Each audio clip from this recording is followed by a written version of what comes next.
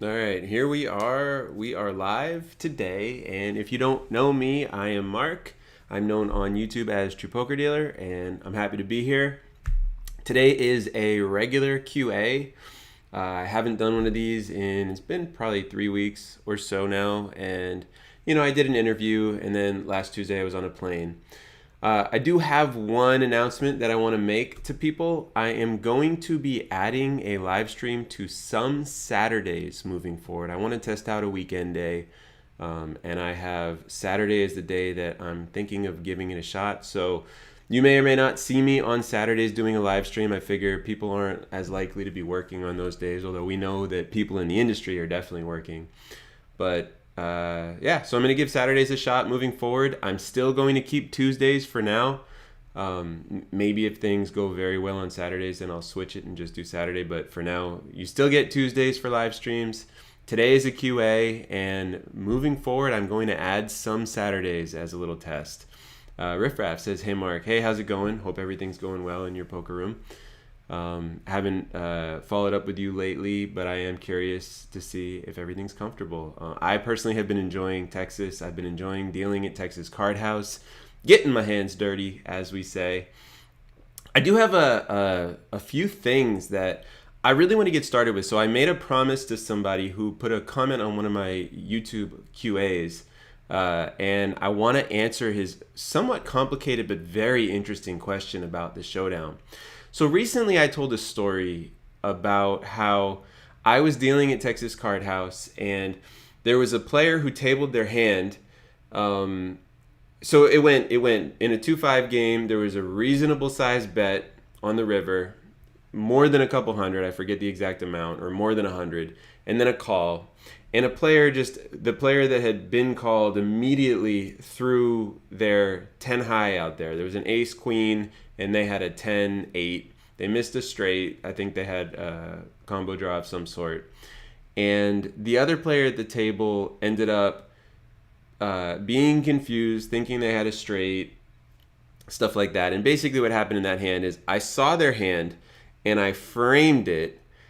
Except once I started framing it, I never actually read it out loud. And so then it got a little bit complicated. And I want to sort of answer the question of the YouTube comment to start things out. But Patrick's here, and I'm gonna get to that in a second. Patrick's here right now though, and he says, "I hear a new room is opening in Dallas. Do you expect to see a dealer shortage in Dallas?" Very good question. So I have heard so many different things about poker rooms opening in Dallas, not opening in Dallas, opening in Dallas, not opening in Dallas.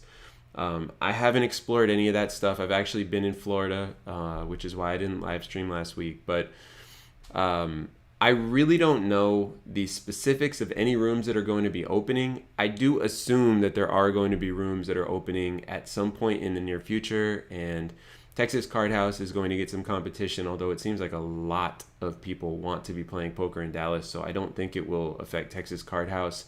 Maybe if 10 of them open, it will, but if 1 or 2 open, I don't think it'll be too much of a difference there. But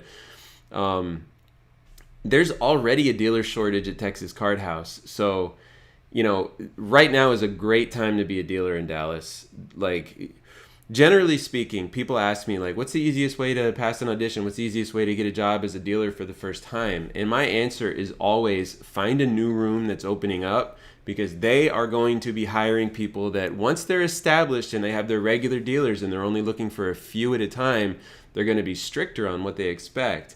But in the beginning is a great time when there are new rooms opening up to take the skills that you've got and go get a job, because on the job you're going to improve your skills. And yeah, I mean, a dealer shortage, it's hard to say exactly, but my experience is Dallas is already craving dealers. The quality of dealers that have shown up at Texas Card House are better than I would have expected, and I honestly take some credit for that. I feel like I've taught half the room there without knowing who's been learning, because it's all people learning from me on YouTube. But a lot of underground games, they get a lot of credit for that as well. But yeah, it's interesting out here for sure. Lil Venice says, "Hi Marc, I'm a table games dealer looking to move to Texas to try poker out. Does your course teach PLO? It seems like the poker rooms out there will audition for PLO." So yes, they absolutely audition for PLO. And I do have a course that does teach PLO. If you already know Texas Hold'em, you can go right on my YouTube channel. You can sign up for you can join my channel. The join button is the way to get this course. And it's not the Texas Hold'em lessons course that's $49.99 a month. It's actually the bonus mix game course. You will learn everything that you need in order to be able to deal in this room there. And that one is $99.99 a month. I sort of put that there for people to be able to pass the audition for the WSOP if somebody wanted to work there, but it does also apply to Texas. If you're new to learning to deal, I would, you said table games. If you're new to learning to deal Texas Hold'em, I'd recommend getting the regular course first, getting the stuff that you need out of it, and then getting the bonus mix games course because it's a little bit more money, so you sort of save money that way. But it totally works for you. If you just want to get just right to the PLO stuff, you can just get the bonus mix game. You do get access to all the Texas Hold'em stuff as well. That's how YouTube does it. But yeah, the answer is yes. Now, be careful. If you go to Truepokerdealer.com, I offer a course there too. It's only the Texas Hold'em, so that's not the one that you specifically are looking for. The bonus mix game course is the one that you're looking for, and that's only currently on YouTube. I will add that to Truepokerdealer.com probably 3 or 4 months from now when I get to it. I got a lot of stuff on my plate that I'm trying to work through with all this stuff, but yes. Baptist says an interesting comment here. You said in a recent stream that you didn't recommend your first job to be a dealer, but I didn't really understand what you meant when you explained why. Could you maybe clarify? So it's a really fascinating question that you're asking. So here's what I was saying. I've known a lot of people that have worked in casinos. I've known a lot of people that have been poker dealers. I've known a lot of people that have been table games dealers. Here's what I've noticed. The people who start out with their very first job as a poker dealer or a table games dealer are spoiled, all right? They don't have perspective to be able to appreciate the amount of money that they're making and the skills that they have. The people who start out in retail, working a more difficult job where the quality of person isn't always as good in some of these other jobs, working in hotels where you just have longer hours and there's just not as much money there.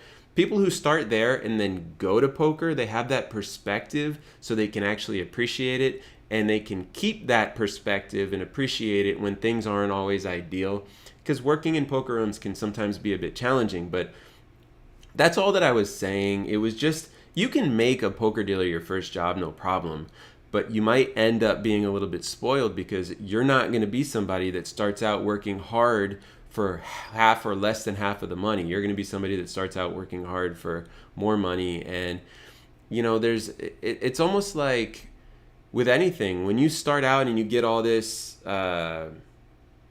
you get all of the stuff that you get, you start to create expectations around that, right? Like if you start at a bad poker room and then you go to a good poker room, you're going to appreciate the good poker room. But if you start at a good poker room, you might just expect everything that you receive, and you might not really understand what it is that the staff is doing for you to have the experience that you're having. And if something changes, you might actually get very frustrated with management, even though you don't realize that the stuff that you had received was a bonus. It's that type of stuff. It's just a perspective thing.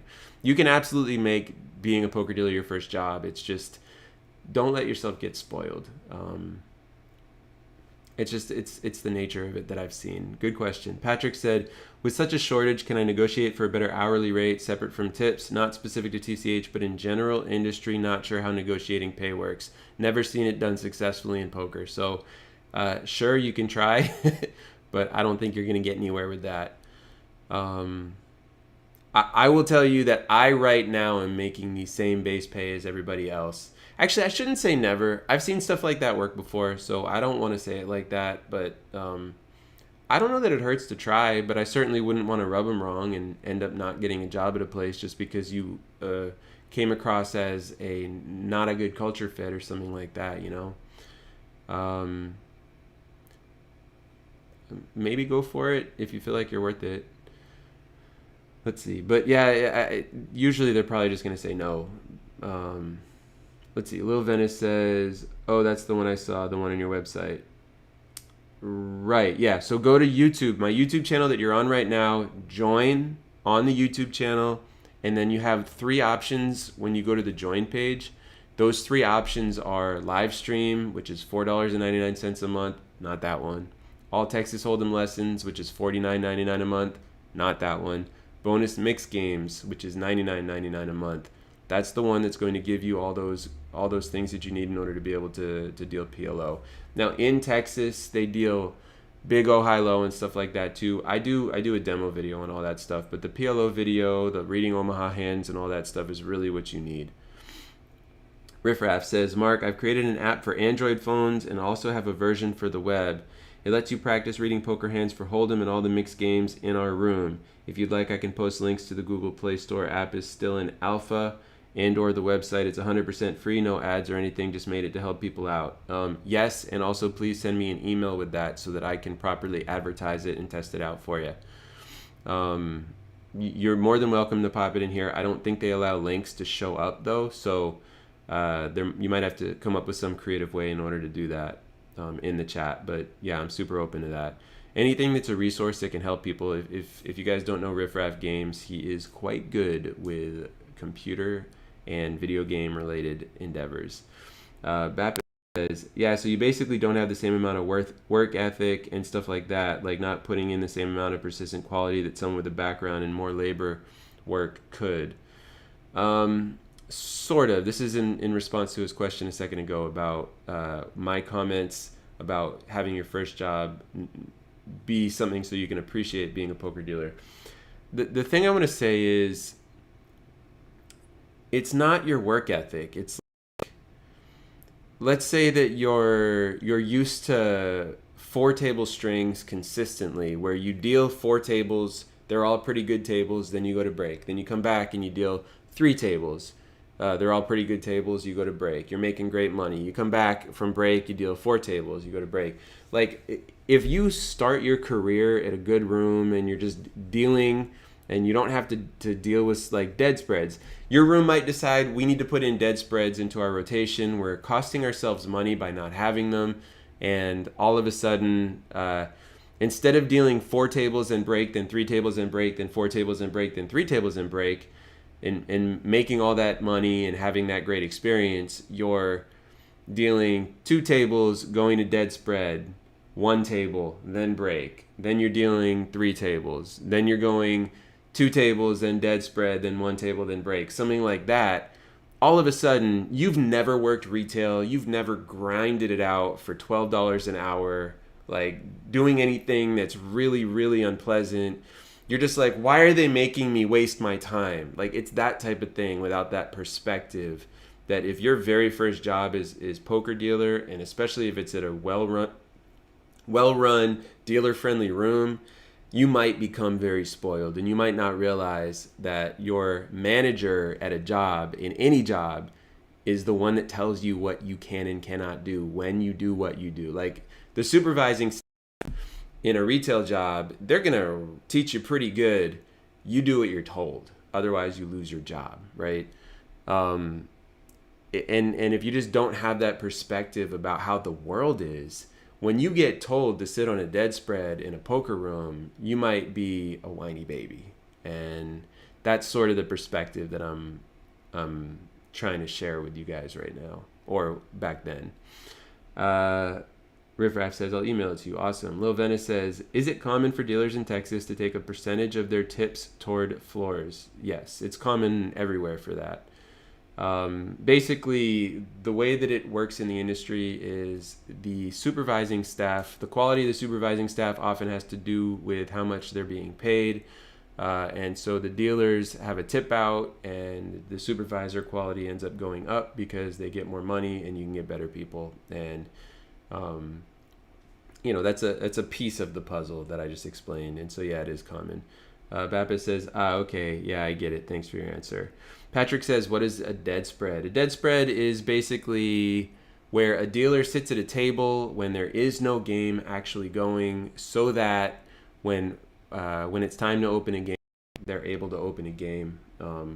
I've seen a lot of rooms run dead spreads in order to, because if you have a bunch of players that are ready to play, say they just show up and you don't have access to a dealer easily, like a Texas Card House is pretty simple. The break room is literally right there. So I don't think it's that necessary at Texas Card House to run a dead spread, at least in Dallas. But sometimes I used to work at the Hard Rock, and the walk to the break room was very far.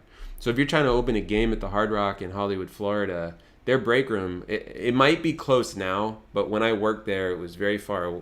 Actually, when I worked there, it was pretty close too. But then they moved it, and then there's the place where they can eat and stuff like that. The point is, it's not always right next to the poker room in all rooms, and sometimes it's very convenient and nice to have a dead spread available so you can open a game immediately. And it's an opportunity for the dealer to make a little bit of money on some downtime anyway. But they're not often by the dealers, because the dealers just have to sit there and they are making their like super small base pay amount while they're sitting there, is sort of how they look at it. I always looked at it as not a big deal because I was a supervisor and shift manager, and I understood that poker rooms are in the business of opening tables. It's literally how they make their money. So given that, the dealers are in some ways tools to be used to make the room money and as quickly as possible. But it's unfortunate because when you have things like dead spreads, if you have managers that understand how to do them efficiently and only them when they make sense to be done, it can be fine. But if you have sometimes you'll have a poker room director, I've seen this, it was like, they say, we always want to have a dead spread in the room at all times. And it's like, well, that's just going to piss people off. Like, it should only be when you're very likely to be opening games, or at least moderately likely to be opening tables before the next set of dealers come back. Bappas says, another question, I've watched some poker players vlogging, and sometimes when they get the pot, they take a $5 chip or something and give it to the dealer. What is that? It's not the tip, right? That is a tip. And it's I want to say a likable question. Yes. As a poker dealer, you get tipped in varying amounts, and whenever I can get to it in this live stream, I have a story about a player. Yesterday, I sat down at a 2-5 no limit game, and the player in seat 5 directly across from me said to me, I told him it was going to be on my live stream. He said to me, if you double me up, he had about 1,000 in front of him. If you double me up, I will give you a green bird, which means a $25 chip. And I said, hell yeah. And then I also told him, it's funny, we don't talk about this as poker dealers, but we are almost always rooting for somebody at the table, right? And his very first hand, he folded, and I said, damn it. But it was like all in good fun, right? You're supposed to be impartial. You're supposed to not be rooting for anybody as a dealer, but obviously the dealers are going to be rooting for the players that they know are going to tip them very well. There's no way to stop that feeling anyway. Maybe not every dealer, but a lot of dealers feel that way. And at the same time, if you're me, and I consider myself to be sort of healthy when it comes to my expectations, you're also accepting of the fact that not everybody tips all the time. And what I've found is, if I'm pleasant with people who don't tip, sometimes they're just looking for that, and they tip me pretty well later on. Sometimes they don't, but I find it's better to keep a good attitude and be appreciative for everything that you get. And yeah, so I'll tell that story about that $25 offer a little bit later. It was sort of interesting how it went. And we'll get to these questions soon. Let's see. But yeah, so just to sort of get to that, yeah, dealers make their money. They make money off of tips. So in my shift yesterday, now I'm not supposed to talk about amounts of tips and all that stuff. Someone asked me with a $85,000 pot that I pushed to a player that stacked this guy Bilbo, who's a very likable guy who plays in the TCH live streams on Tuesdays. I was dealing to him, and I pushed an $85,000 pot, and I was asked how much I was tipped in that. I don't feel comfortable answering that. I feel good about the tip I was given. I feel very appreciative about it. But TCH doesn't want us being very specific about that stuff. But I feel like this story about the $25 tip is okay. because it's not calling a specific player out that's in a live stream where someone can judge them on a specific level. Although I don't think anyone would judge a player that won that pot negatively for the tip they gave me. It was generous for sure, but yeah, it's interesting stuff for sure. But yeah, you asked about a red chip. I receive red chips every single shift that I deal. Players are very appreciative, and I appreciate them for that.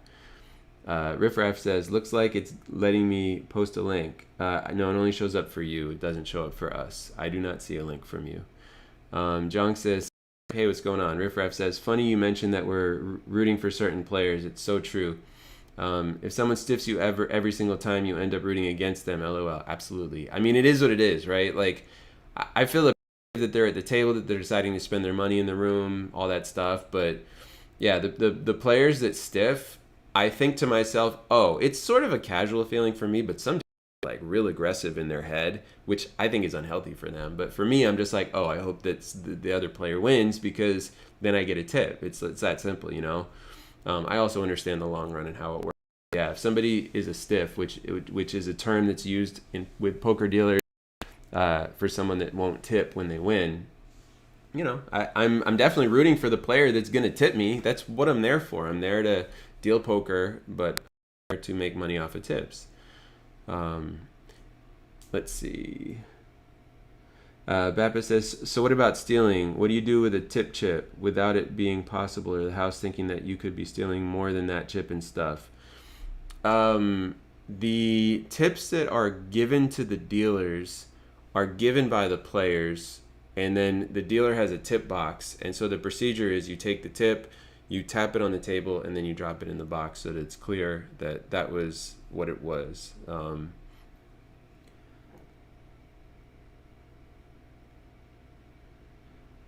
I mean, the house isn't really worried about it. At the end of your shift, you take everything that's in your tip box and you dump it out into a clear bin usually, or some procedure that's like this, and then you count it so everybody can see it. And the tip boxes it's a pretty clean system.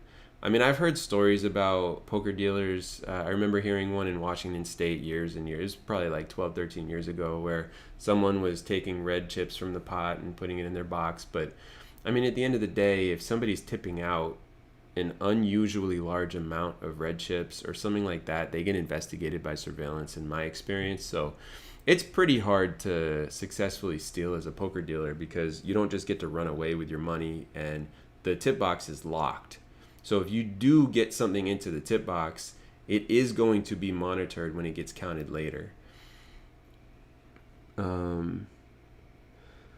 Joey says, when someone asks how much money you get from tips and the like, you should ask them how much money they got in the bank. It's just the same. Well, I don't mind that as true. I'm True Poker Dealer, and I teach people to be poker dealers. So I sort of speak openly about the fact that, you know, in general, poker dealers make between $25 and $40 plus an hour. And while I don't speak about how much I make at Texas Card House, because that's what they want, they don't want us speaking about it, I am fine speaking about how much I've made as a poker dealer in other poker rooms. So if people ask me that, I don't mind speaking about that. I have plenty of information, not about Texas Card House. I don't take offense to it, though. I'm in a very unique situation, me specifically, when I get asked how much I get tipped, because I teach people to be poker dealers. So like, it's very, very beneficial for me specifically to say how much I make, because then it gets excitement from people to become a poker dealer, because I'm telling them the truth, and it's cool. Wow, you get that much money, you know? But most people, the only reason someone would be asking would not be that reason, you know? So I guess for most people, they would resonate with what Joey said about, we'll just ask the player how much they got in the bank. When I first started dealing poker in 2007, I remember there was this one poker player that would play 2-4 no instead of 2-5 back then. This one poker room, they did 2-4 no limit. And he would always ask people, just casually, without even realizing he's pissing them off, he would ask people, hey, like, it would be 4 hours into the session of the 2-4 table, and he'd be like, hey, how much are you in right now? Are you in like 1,000? Or are you in 1,500? And he would just ask it because he was curious. And these people who are in like 2-3 buy-ins would just be like tilted by this question. It was so funny. I sort of felt bad for them being asked this stuff, but at the same time, this guy was just like so unaware. He was just like, oh, how much are you in? And they would answer him too. And I was always like, what's the right way to handle that as somebody that wants this guy to just shut up? Because you could see how bad they wanted him to shut up. But sometimes these were players that were not always nice to the dealers, so I was sort of okay with him asking them. John, what about tournament players that tip less than 10% multiple times? What would you have advice for the tournament runners to compromise with those that tip less? I think you're talking about, so in tournament, there's two different types of tips. When you buy into a tournament, there's generally nowadays a staffing fee that goes directly to the dealers out of every single entry. That really helps keep the dealers feeling great about working in the tournament. And in a way, even though it's a staffing fee that goes to the dealers and it's sort of thought of as a tip, it is sort of the house just paying the dealers directly because the money is taken in and it's considered a part of the entry fee. So in a way, you know, if you're one of those people that hates that the casino doesn't actually pay the dealers very much, you should realize and be aware that casinos nowadays include a staffing fee for dealers that go directly to the dealers out of tournament entries, and this is pretty universal in all tournaments nowadays, and it's coming out of the pocket of the house of the casino. So dealers do get more money from the casino than you probably realize. But that said, at the end of a tournament, when a player wins, they have the option to tip, and I mean, for the most part, the dealers aren't going to see that number. I mean, you have access to go see it most of the time, but most dealers aren't paying attention to that. They're just seeing how much the downs were. I think that in tournaments, in some places still it's not balanced the amount that the tips are in tournaments, but in the places that I've been over the last like 10 years, it's been pretty balanced. So I don't think there's anything to even worry about. I think that players that tip at the end of the tournament are pretty generous in my experience for the most part, and I think it all goes pretty fine. But I've also worked in rooms where maybe that's going to be more likely to be the case. And when you say, what about tournament players that tip less than 10% times, I actually don't know what you mean by that, because like if I'm playing in a tournament and I'm a poker pro, I'm almost never going to give 10% of what I get to the dealers. The acceptable number is a lot lower than that. It's like 3 or 4% or something like that. I wish that I had been a successful tournament player to know exactly what the tipping percentage should be, but 10% seems super high. I mean, I don't think there's a dealer in the world that if someone, you know, cashes for $100,000, they're expecting 10,000 to go to the dealers. You know, dealers love to receive that, but that's pretty high. I've seen it, for what it's worth. I've seen it before, but to expect it, I don't know. Lil Venice says, oh, Jong says this is at a home game and the players win $1,500 and only tip $40. Okay, all right, I get you there. I mean, home games are always going to be different too, for what it's worth. But I mean, I don't know. I've learned to be appreciative of whatever it is that you get, and I've also learned how unbelievably unprofessional it is as a casino employee to call somebody out for the amount that they tip. I think that the only thing that you can really do in that situation is create some social pressure from the players. The players can do it. There's really no way that I can think of. I mean, I might not be thinking this through very well because I'm never in home games where players play tournaments and first place or second place wins $1,500 and there's this dynamic at all. But yeah, no, I got to be honest. You know, I know a lot about the industry and stuff. I don't know much about home games in this particular situation, so I might not be the right one to ask if I'm being honest. I know a lot about home games, but this is a situation. It's like I could come up with reasoning here, but I don't want to just start saying stuff because your situation seems like it's pretty specific to the stuff that you're looking at. But yeah, the only thing that comes to mind there would be social pressure from players. If players are telling a guy, hey, come on, give a little bit more than that. These guys work hard, stuff like that. That would work. But someone that's actually working there, the dealers, I don't think it's a good idea for them to start creating pressure themselves. It turns into this awkwardness and this hustling feel and unappreciative feeling and all that stuff. I don't think is healthy. Lil Venice says, hey Mark, what's the best way to reach out to you outside of the stream in case if I think about any other questions? I'm going to put my email right here, marc@truepokerdealer.com. You can email me right there. I do get emails all the time from people. I do my best to respond to all of them in a timely manner. Sometimes it takes me a couple days to get to it. Sometimes I respond within 10 minutes. It just depends on what I've got going on. But yeah, feel free to email me with whatever you need. Jeff G says, in your experience, what has been the general rule for players passing chips to each other? For example, a husband giving his wife $100 from his stack if she busts. So that's not supposed to be allowed. So you say the general rule. So I want to be very clear. I'm answering this in a general sense. I'm not speaking to any specific casino, any specific state, any specific country, but I can tell you in general, if a player has chips that are in play, they cannot go to another player unless they are won. So the person taking $100 from their stack should not be allowed. It should be that money stays in that player's stack and the person can reach into their pocket and give cash. There are even some places that don't like when someone shares a bankroll at all. I'm sort of okay with that in general if I were to open up my poker room, but you got to follow the rules of whatever jurisdiction you're in. Riffraff says, Mark, send links via email. You send it to my Gmail one, that's fine too. It all goes to the same inbox. Lil Venice says, thank you so much. Okay, so now I've caught up with all the comments and it's time for me to address this question that was asked recently. So here we go. I have this prepared. I'm going to move myself sort of out of the way so that we can see it. Sure, ink me. All right, so Mikov said, as a dealer, I really appreciate your 10 high story as this is something that I've struggled with myself.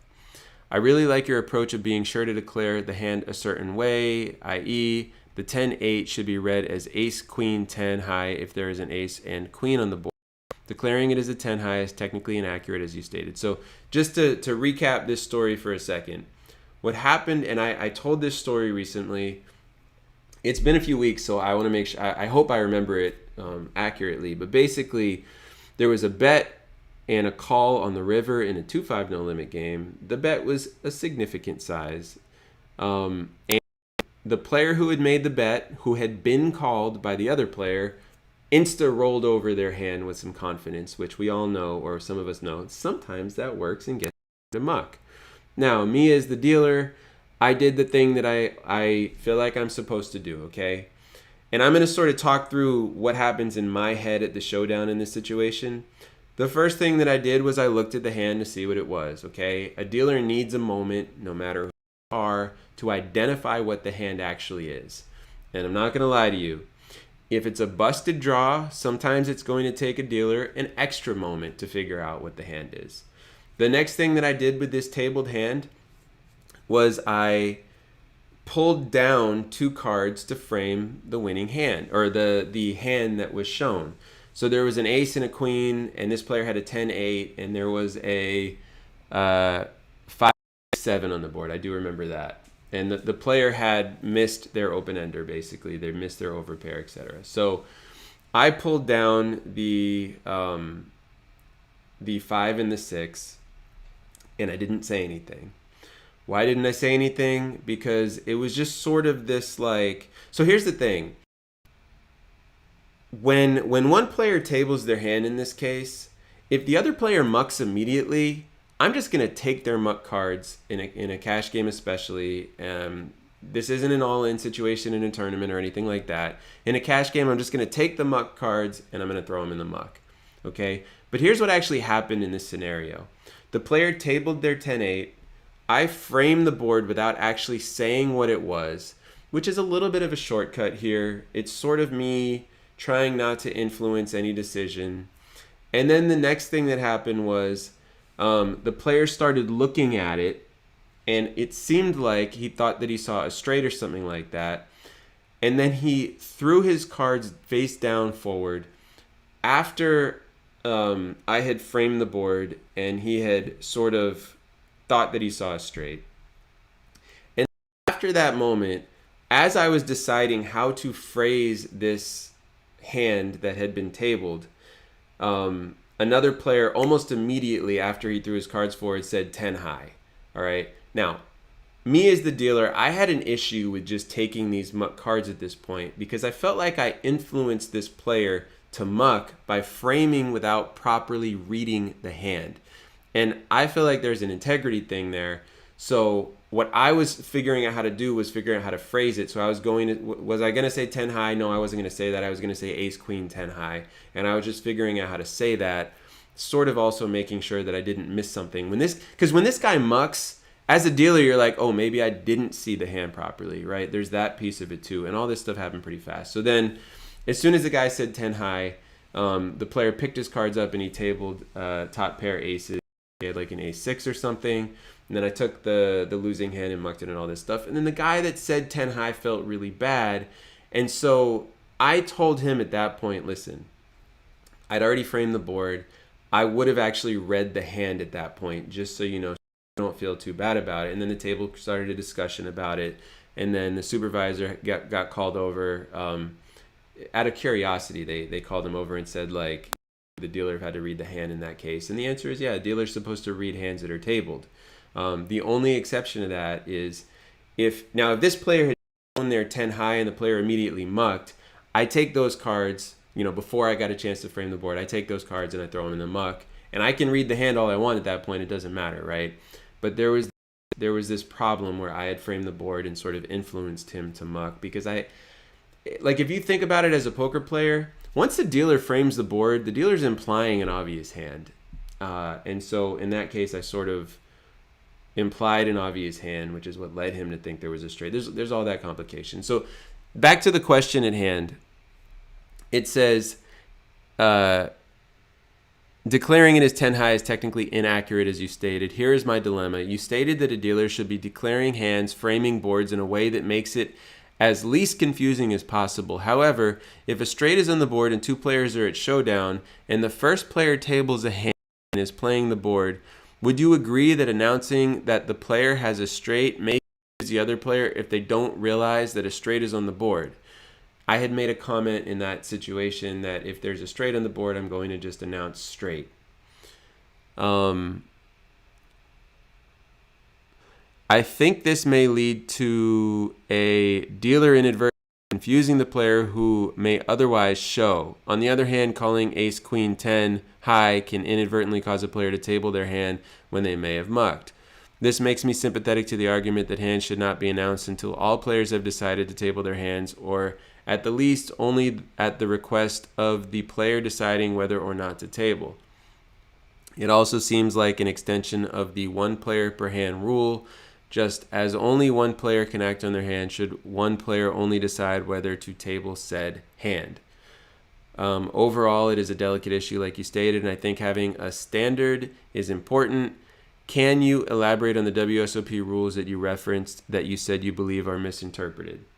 So I also commented on that, and I have those ready to go. So the first thing I'll say is there's a lot of gray area in here as a dealer for how to go about this at the showdown. All right. Here's what I believe. I believe that it's fine when a player tables their hand. It's fine as the dealer to take a second and see if the other player mucks or doesn't muck immediately. I think it's fine to frame and announce the hand immediately as well. Although the WSOP may or may not have a rule that goes against that. I also think it's totally fine to wait 3 or 4 seconds before framing the hand that's tabled. I think it sort of depends on your abilities as a dealer. I mean, we can't understate that enough. Being able to read a hand is a skill. Being able to do it quickly is a skill. As a dealer, you should be able to do it quickly, but 2 to 3 seconds is not a big deal in my opinion. So here's what I would say. Me as the dealer, if a player tables their hand and there's more than one player there, I like to give a bit of time, a couple of seconds before I just go and frame the hand. You know, give the other players a chance to make their own interpretation of what they see. If nothing happens at the showdown after that and players are still holding their hands, I like to frame the hand at this point. Is this a rule anywhere? No, this is just my style. This is the thing that I think makes the most sense logically in my head. From that point on, and by the way, this is the type of thing where the rules of a room, if you interpret them very specifically, you know, might say to do something else. But from that point on, if nobody is showing, I like to frame and read the hand that is shown. Okay? I like to do that because you mention one player per hand, but there is a rule called cards speak, and once a hand is tabled, it's basically being read by the universe. Like, the player is going to win the pot whether or not they even see what hand they have, if they have the winning hand. And I think it's important to acknowledge that and realize that that's a part of the game of poker. So cards speak makes it so that the cards are actually speaking themselves. So if any player, including the player that said 10 high, reads the hand, says the hand, the cards have already said that.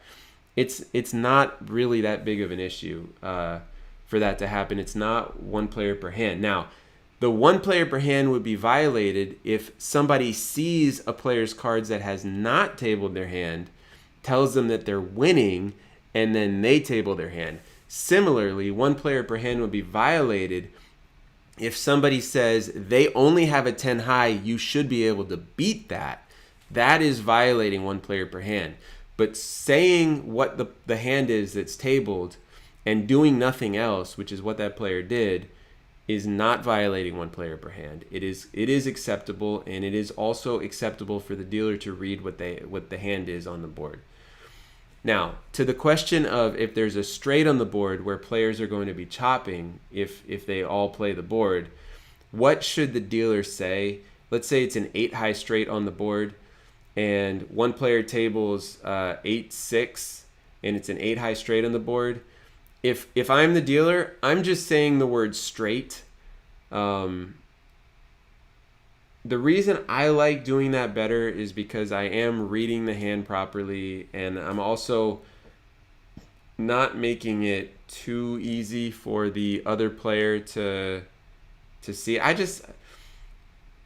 feel like the most common mistake a player can make in this case is not realizing that they're playing the board, and I don't want to tip them off to that, so I like to just say straight in that situation. However, I could say 8 high straight, and then the player could like look confused and all that stuff, and if that's the case, then that's the case. It's the same thing like, you know, I watched a hand where a guy flops a set of 7s on a suited board, all clubs, turn and river go club club, and the player tables 3 7s on the turn because they got all in on the turn, and when the 5th club comes, the question is, what do I do as the dealer? Now, I wasn't actually dealing this hand. I was about to tap into this table. The other player, even though there was a flush on the board and the person with the pocket 7s who had flopped a set of 7s ended up having a flush and their 7s didn't matter, the other player ended up mucking.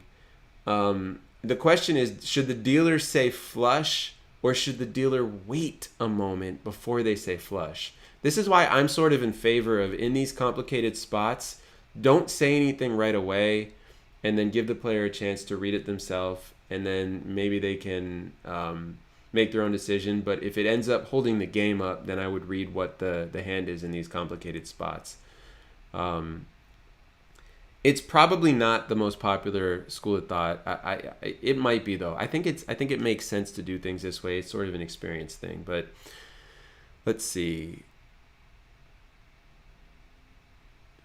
I had a couple of notes here I just wanted to go through with this situation. Actually, I should get to the comments. I haven't looked at the comments for this stuff in a second.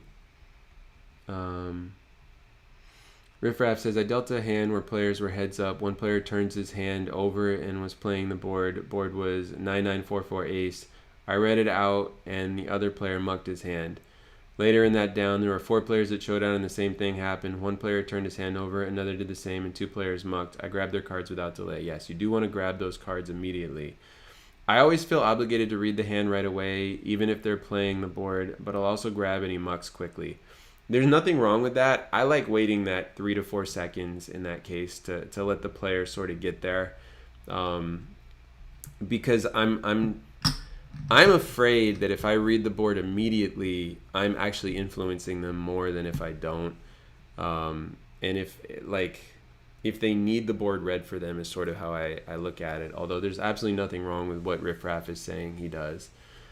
And speaking of the 9-9-4-4 ace, it would be 2 pair 9s and 4s with an ace, right? If you say that as a dealer, 2 pair 9s and 4s with an ace, you're clear, right? The other thing too is if there's nothing to frame, you just push all 5 cards up, and then that becomes sort of clear also. So just to finish this up, yesterday I had a player call river bet and be shown queen high. The player just had a queen high. There were 3 diamonds on the board. They had a queen of diamonds they had a queen of hearts and a 9 of diamonds. And the other player mucked before I could read the board or frame anything, and I immediately abandoned reading the board. So just in case someone has the question, do you read it every single time? No, I don't. If you're down to just one player because the other player mucked it, don't worry about it. And that is a good example there. Like, if a player, because poker players have this like tendency to go very quickly and muck their hands super quickly on the river. I have to assume the player with the queen 9 is the one that bet the river, the other player called. And I'm just thinking, you can't beat a queen high on that board. Okay. They mucked. I took the cards and moved on. Like, didn't even think about it. I think everybody else at the table is just sort of like weird. But yeah, I like giving a few seconds, because then you sort of force the player who is at the showdown to decide whether or not to show their cards. And I think that it's sort of a healthier way to do it, is sort of how I think of it. Although, listen, I'm always open to being taught differently. Now, getting to the WSOP rules, let me show this. So here we have the showdown this is the 2008 WSOP dealer guide. So this is what you download if you go to their site nowadays. I got this maybe a year ago. I downloaded it. But there's a couple things it says. So it says showdown. The dealer must read all hands exposed at showdown out loud to the table. I actually don't agree with this. I'm not saying that the WSOP dealers should not do this. This is what it says that their procedure is. I think they should follow their procedure. There's no problem with that. I just don't think it needs to be done. I think reading the best hand at showdown makes the most sense. And you can also read the best hand and look around to see if anything beats it. If something beats it, then you read the next best hand, or the best hand that you notice afterwards. I don't think reading every single hand at showdown makes sense. I would wager that they don't actually do that themselves there. It says this enables the players to protect their hands from being mucked if read incorrectly. I get that. I think it's overkill. Now, that being said, in a more complicated game, like if this is Texas Hold'em, I don't think it's necessary. In a more complicated game such as Big O 8 or better, where it's a high, it's a low, there's 5 cards, I'm sort of okay with that. I sort of do that myself, honestly. And so, WSOP has to put up procedures that are for all of their games, including their most complicated ones. I dealt this game yesterday, and I pretty much did that every single time, where I was reading both the high and the low for both players. If it's obvious, I sort of skip it. Like if they don't have any low cards in their hand, or if there's no qualifying low, I'm not going to worry about that in one given hand. But I mean, the point of this that I'm trying to make is it depends when it matters. And as an experienced dealer, you sort of do things that make sense, that go along with the sentiment behind the rules. While it is the player's responsibility to protect their hand, dealers reading all hands out loud will prevent errors. Again, overkill. True, though, in some situations. The dealer is not permitted to turn a player's cards face up for the player. Also, if you have a player turn someone else's hand over, that's a floor call. I've seen that before. The dealer should not touch a player's hand while reading the cards unless absolutely necessary. That's very true, and something that I teach as well. Moving the cards around to put them in order, also known as sautéing, never heard that term before, it's sort of funny, is not acceptable. You may only reach out to move a card if it is impeding your view of other cards. So like the other day in a big O hand, I had a player with 5 cards, table those 5 cards, but only 4 of them were showing. One of them needed to be pushed off the other one. So it's saying that that's okay. The player ended up being the one to push it off, but the dealer can do it if it's tabled. If no players respond by revealing their cards when the dealer announces showdown, the last aggressive bettor is required to show first. So you can see in this case right here, it starts talking about the showdown order. I'm going to skip that because that's not what we're talking about. If you go down a little bit further to right here. So here's the thing. It says right here, direct final action. With action complete, showdown, table your hand, please. After all hands have been tabled, begin to read all hands out loud. So it would be very easy for anybody in the world to read this and think you have to wait until after all hands have been tabled to begin to read all hands out loud. It would be absolutely acceptable for anyone to think that this is what it means. And I made the comment that I'm responding to right here. I made the comment in my live stream that, let's see, where is this? I have to find this page.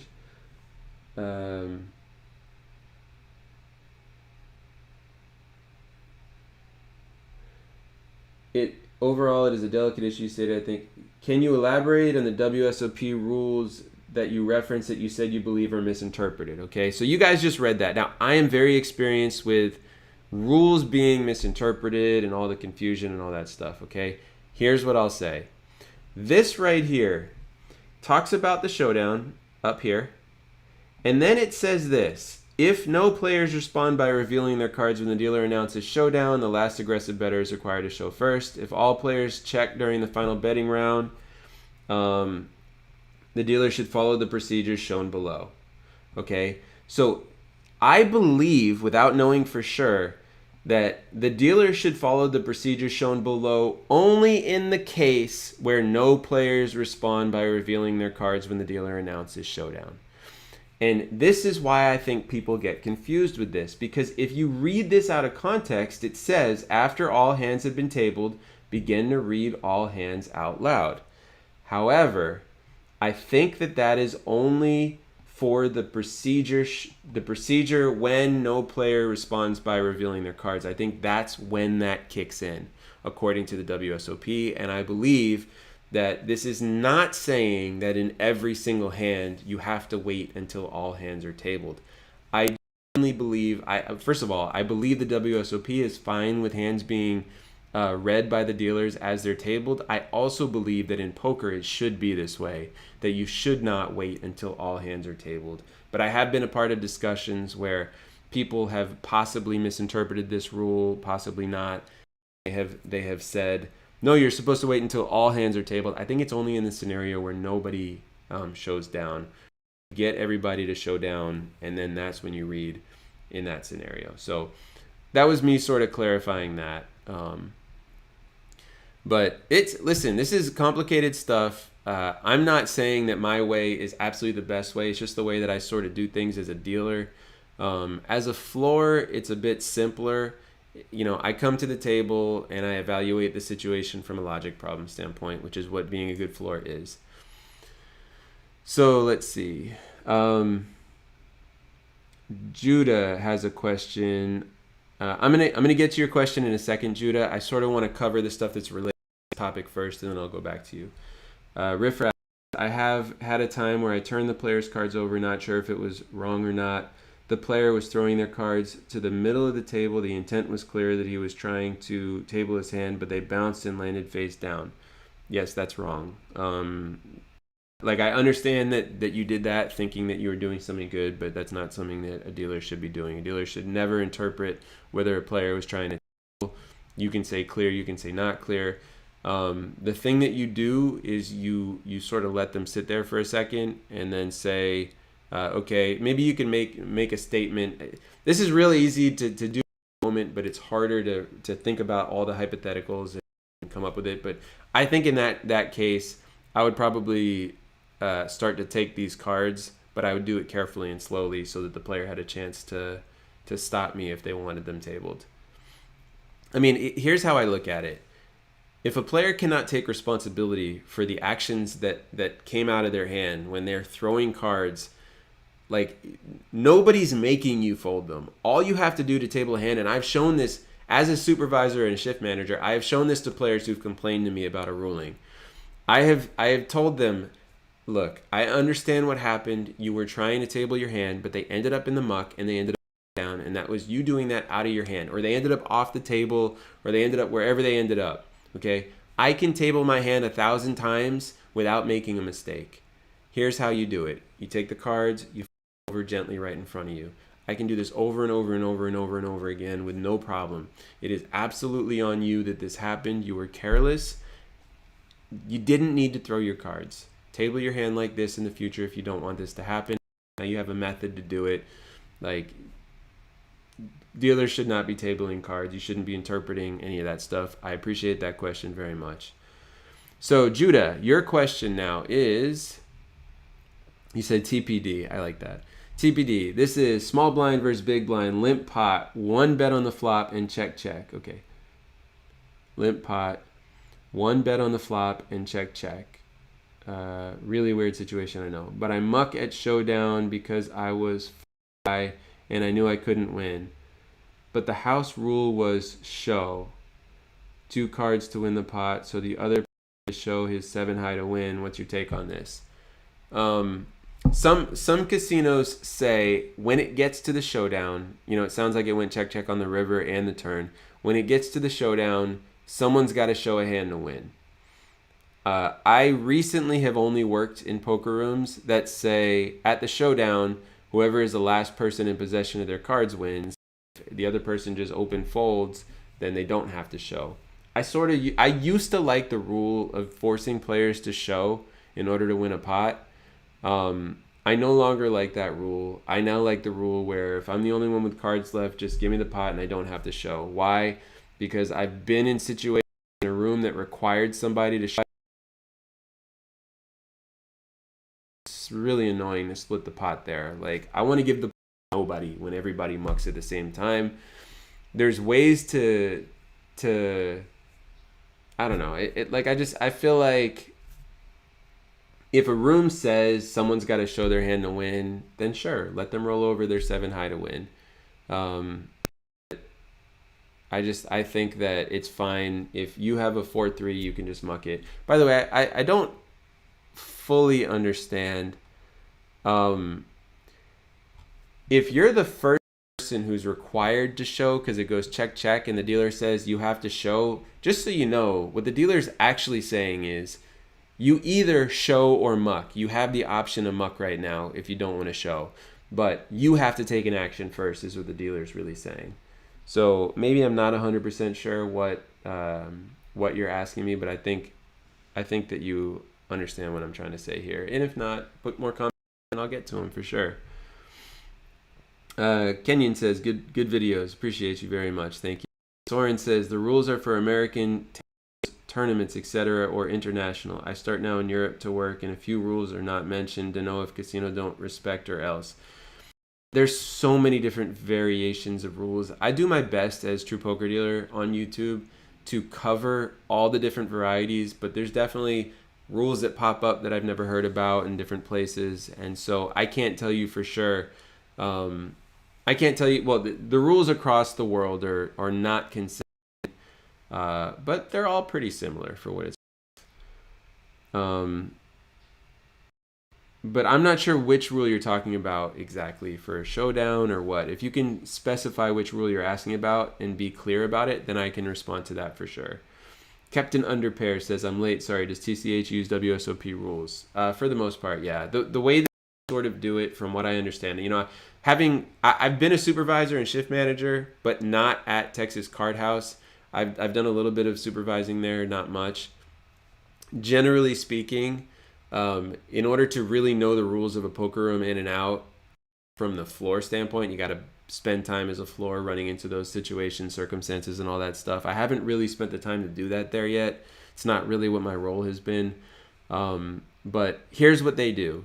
Texas Card House, to the best of my knowledge, has their own set of rules, and when rules are not covered by their own set of rules, they follow WSOP rules. Similarly, their tournament rules, as a general truth, follow WSOP rules. By the way, it was very fun dealing to you in that tournament the other day. Too bad you weren't sitting one seat closer to me. I've never seen somebody win 6 out of the first 7 hands like that player did. But nonetheless, now I've seen it. And I saw them later at the final table when there were 4 players left. And I'm like, I'm not surprised. This guy was absolutely getting the deck, hitting him in the face when I was dealing to him. I mean, somebody winning relatively big pots a lot of the time, winning 6 out of the first 7 hands is pretty crazy in a tournament. Let's see. Riffraff says, what about if one card comes out face down when someone is trying to table, but one flips over face down? Same thing, you don't flip it over. Sometimes a player will table one and muck the other, and that's a way for them to muck. I do in those cases, I like to sort of give them a chance to go get the card, but no, you don't flip it over. Now, if they're telling you to flip it over, you tell them, I can't do that. They can flip it over if they want. If it's way across the table by the time they're trying to flip it over, you can push it back to them, but I mean, they shouldn't have done that, honestly. If they're asking you to push it back to them, that's fine. It would be sort of a jerk move to, when someone's trying to table their hand that they tried to table already, for you to throw it in the muck. I mean, I wouldn't personally do that. But, to be clear too, if someone flips one card over and then flips the other one face down, you're technically supposed to muck that card. Again, if you think that they were trying to table it, which it happens sometimes where someone is trying to be awesome, they're trying to throw their cards face up and one of them bounces over or something like that. I mean, in those situations, my tendency is to be a little bit slower moving about what happens. Maybe say something like, it takes 2 to win. And if they get mad at you about the fact that I was trying to table it over, just flip it over, you say, I'm not allowed to do that, and then they go do it themselves, and then maybe they learn a lesson. Chris says, hey Mark, just joined the stream and not sure if you covered it, but do you teach your dealers to voice every single action, including folds? Only when they're dealing a live stream. No, as a poker dealer, you should not be announcing every single fold. You should not be announcing every single call. You should not be announcing every single check either. You can announce every single check, but when it comes to folds, it's visually very clear that there's no reason to repeat that. When it comes to calls, if a player puts in the exact correct amount of chips, it's clear that it's a call. You don't need to do that. If they put in an oversized chip or something else that's not the exact change, then you should be announcing call so that it's clear to everybody that it was a call. Anything that requires any clarification where there's the possibility of misinterpretation should be announced. And then every single bet, raise, re-raise, all in, those should be announced as well. And then depending on where you work, you may or may not announce the amount of those actions. For example, at Texas Card House, we do not announce the amounts of all-ins or bets unless they're super obvious amounts. But yeah, that's room to room right there. And I said yes to the live stream because in the live stream, it was funny. I had to do that when I was dealing the Texas Card House live stream. That's what they have you do so that the people that are in the booth that are putting all the stats up can do that efficiently. And it's the only time I've ever had to announce every single action, and it's a lot of talking as a dealer, and it's sort of funny. Riffraff says, do you admonish players who check out, fold with no bet to them? It's a funny question. In Florida, when I was there, like nobody cared. And there were a couple of dealers that were from other locations that when players would do that, they get real upset because it had really been drilled into them that that's not a part of the etiquette of the game. In Texas, it seems to not be a big deal, so I don't. But if when I was dealing in Washington State, yes, because there's an expectation there that on the West Coast anyway, they take that very seriously. It does affect the action of the hand, because basically what happens is if you get 4 people in the hand, the first person checks on the flop, say. If the second person folds, now the next two players have the ability to, they have extra information that the first player didn't have, and it doesn't hurt the player to just check and stay in the hand. And so now you're giving extra information to the players in later position that now they're only up against 2 opponents instead of 3. And so the thought in poker is it goes against etiquette to do that. But I do sort of personally believe that a player should be able to fold anytime that they want. And so I don't like to admonish players for that. Acting out of turn is a different thing. If a player acts out of turn, then I give him a hard time for it. But no, I don't have an issue with a player folding in turn. The West Coast has an issue with it in my experience, but I'm sort of okay with it. I also think that the player's sort of a jerk for doing it, though. Like, there's no reason to do that unless sometimes I guess they're afraid that they're going to catch something that costs them money and they can't control themselves or something, so that's why they do it. Yeah, actually, you know what? I'm just fine with the player folding in turn all the time. I understand the other side of a coin, but I think it's fine. Judah says, I was first to act, so when it went check on the river, I just opened muck. Normally don't do this, but he had to show his 2 cards to claim the pot. That is a rule at some rooms.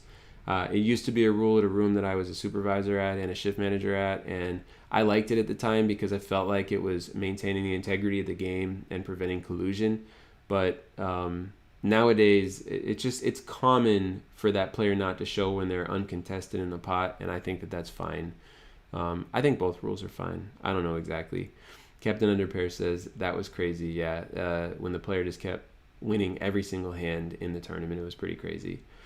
Baptist says, a little off topic, but what made you want to be a dealer and what has made you stay on that path for so long? Great question. Originally, let me see, back in 2004 and 2005, actually in 2002, I sort of got into playing poker. I had played poker with my dad growing up at home here and there a little bit for pennies and stuff, just for fun to learn the game. We played gin rummy, we played stuff like that too. It was mostly 5-card draw when I was growing up at home with him and sometimes other people.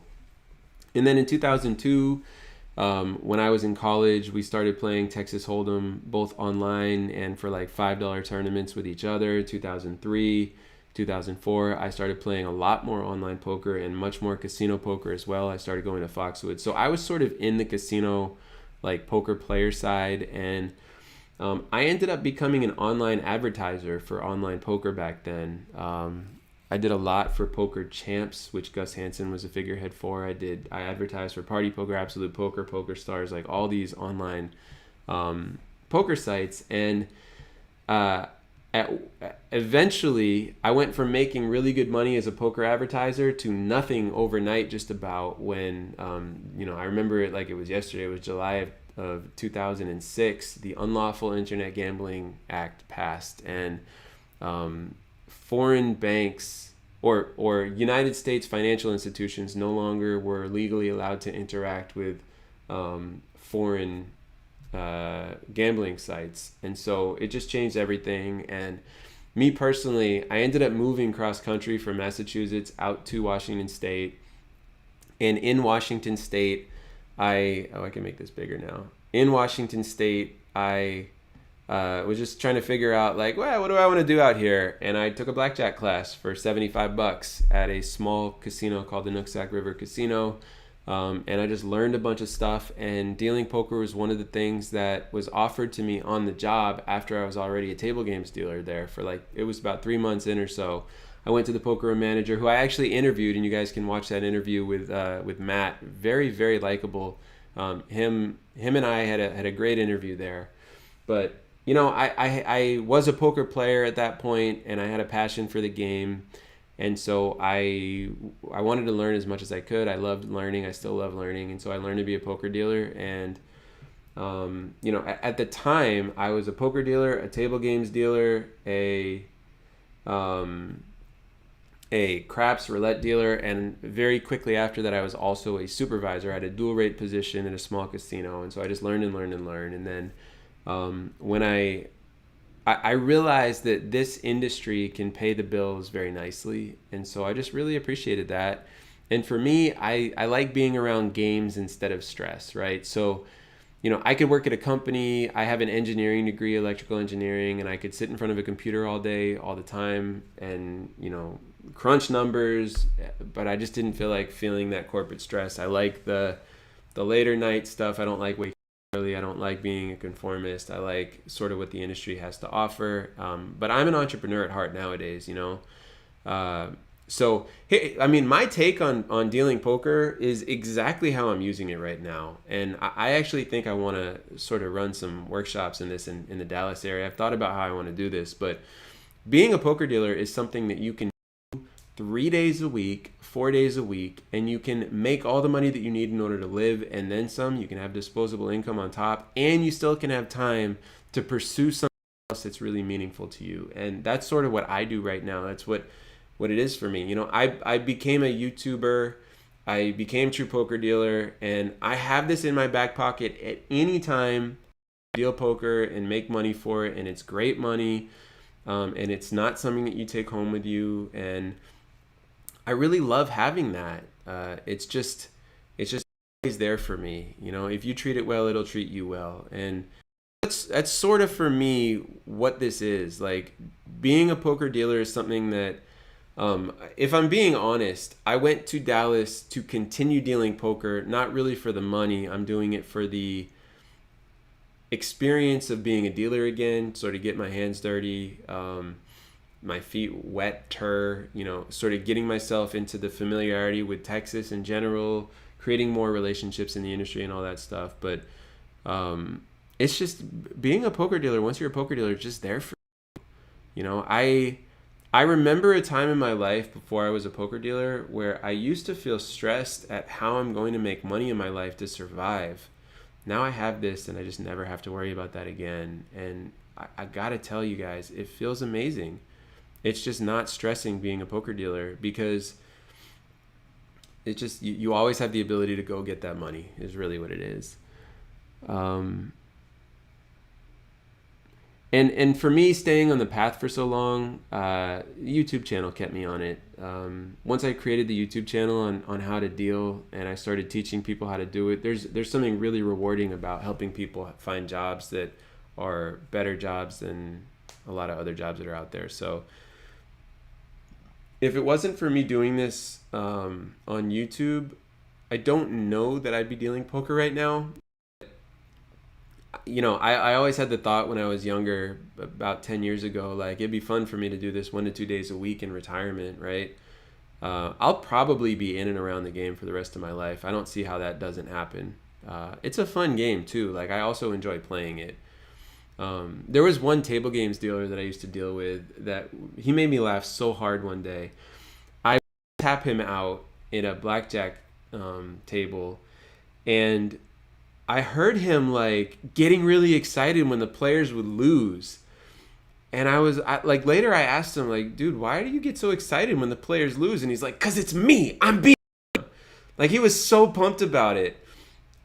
Like, he literally had the gambling bug, and he became a table games dealer just so that he could feel the excitement of winning over and over again. And I tell you what, as a table games dealer, you're going to win way more than you lose. So that is sort of funny. But he took someone's $100 and he was trying to like not let it show, but he couldn't help it. He was like winning. I'm like, whoa. I can't imagine that they allowed him to continue that for too long, but it was fascinating. Because I mean, obviously it's not good guest service to be rooting for the dealer as the dealer in table games, right?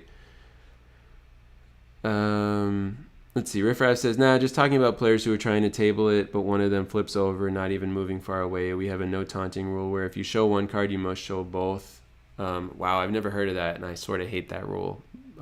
Riff Raff says, I normally mention checks when it's to the seat to my right, where the one seat might not be able to really see the check. Yeah, anytime there's any reason for clarification, it's very good to clarify a check.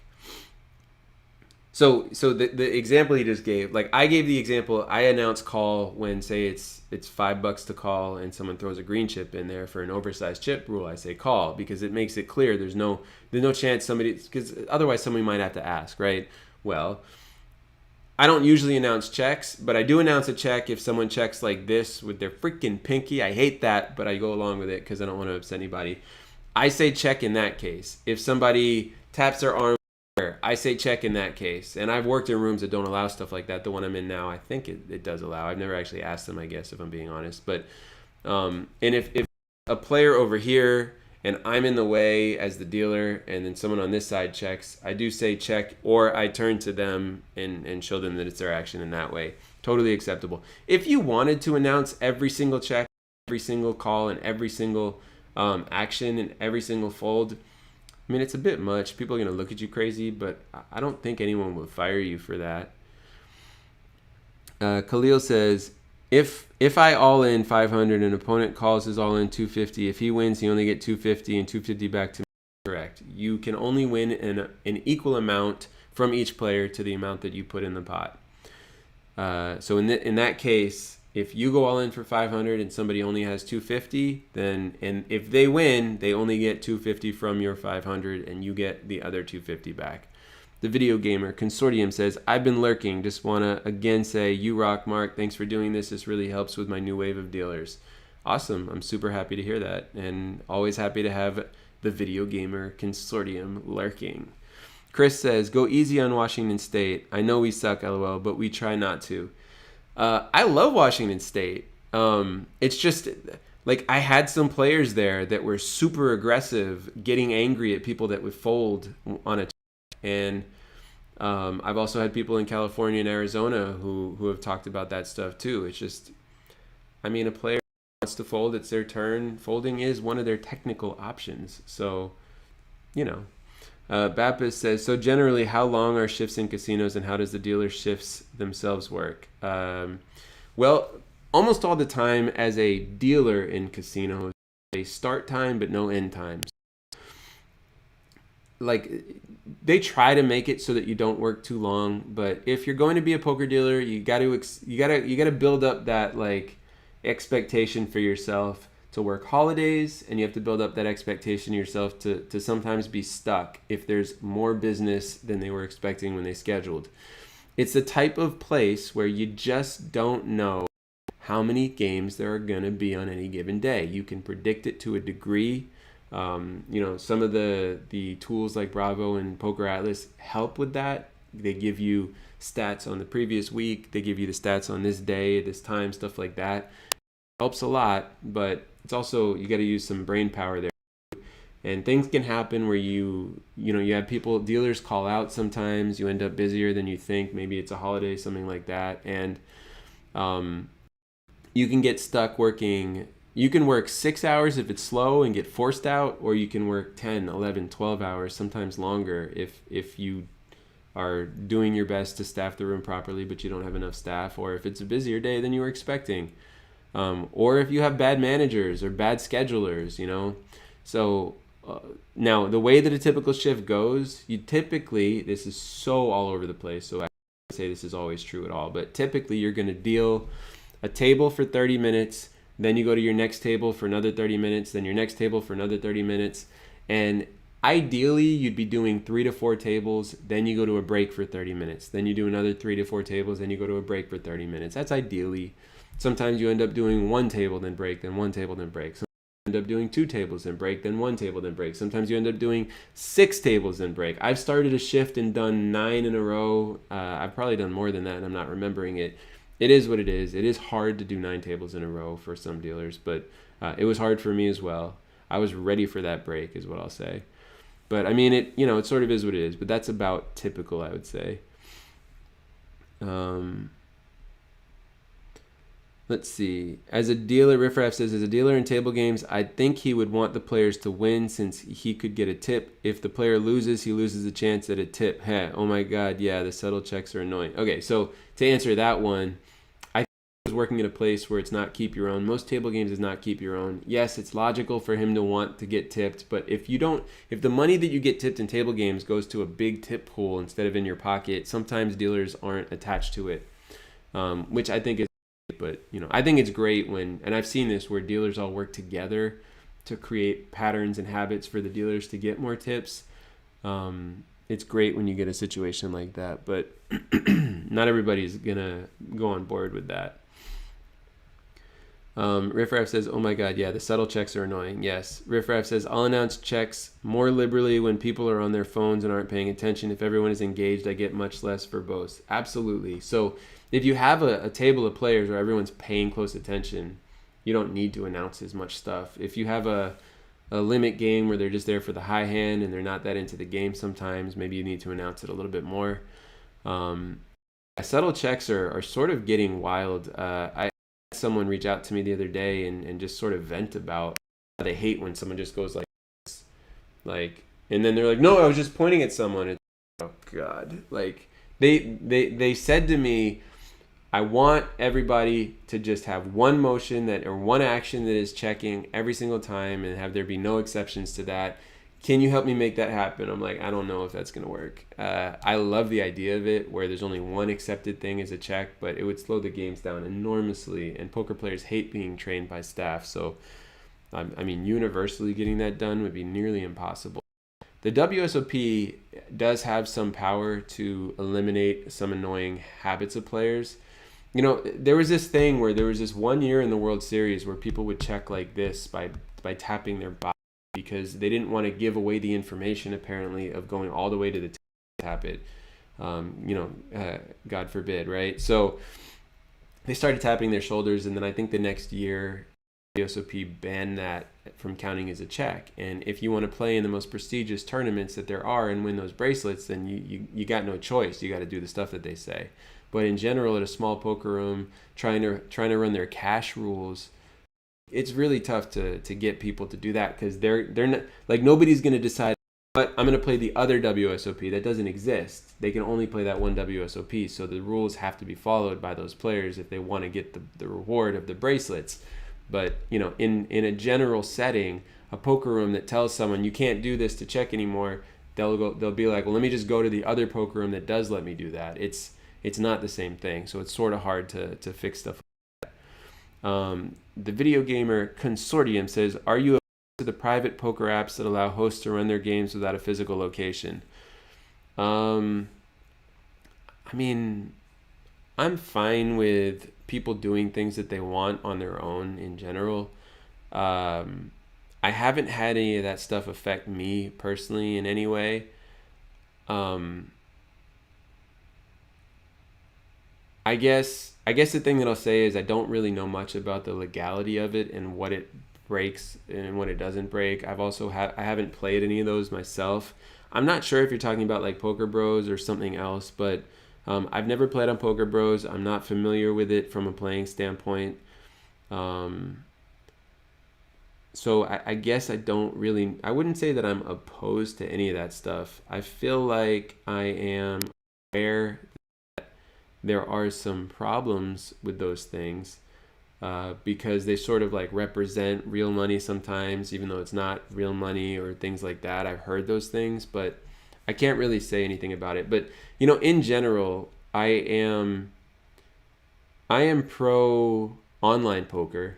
I wish that it was regulated in the U.S. in a federal way. I think that since everybody's playing anyway, I mean, you know, for me, I have a platform too where I could advertise online poker, so I would love for it to be here.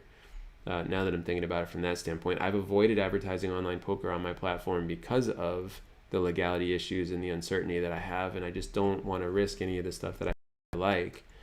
But yeah, I don't really know. I'm curious if you can elaborate sort of on where that question comes from. Chris says, or you could expect to be off at a decent time, but the closing dealer gets an emergency and now you're working 11-hour closing shift. Or if it's dead, you could be home in 2 hours. It can fluctuate. Yeah, it's true. And it really depends on the rooms too. Like when I used to work at the Hard Rock in Hollywood, Florida, it was pretty consistent, like 6 to 10 hours.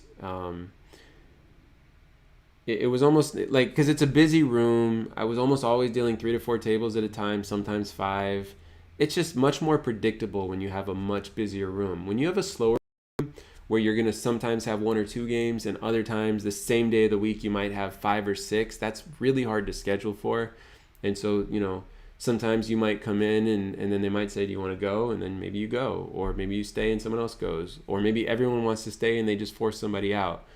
It really depends on the business in the specific room that you're talking about. At Texas Card House, there's no getting forced out after an hour.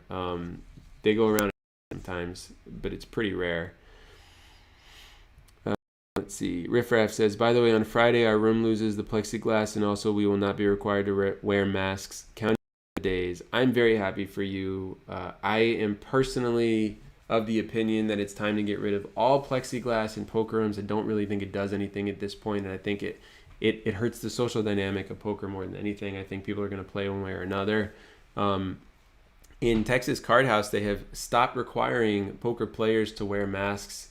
And the dealers are still wearing them, which is fine. At some point, maybe dealers will stop wearing them too. I sort of got used to masks, but there's no plexiglass there, so it's fine. Let's see. Vegano says, hello, cool videos. Appreciate it. Thank you for that. All right, so now it's time for my story. I've caught up on all these comments, so I'm going to tell the story of how I sat down at a 5 no limit table yesterday, where this is in Texas, so it's match the stacks. So these stacks are pretty deep. And a player with about $1,000 in front of him said to me, if you deal me a hand double up, I will give you a green chip as a tip. And I said, wow, that's pretty exciting. And as I told you guys, I told the player, like, honestly, dealers don't usually talk about this, but we are always rooting for somebody. And when he folded his very first hand, I jokingly said, damn it, or something like that. I forget exactly what I said. So here's what happened.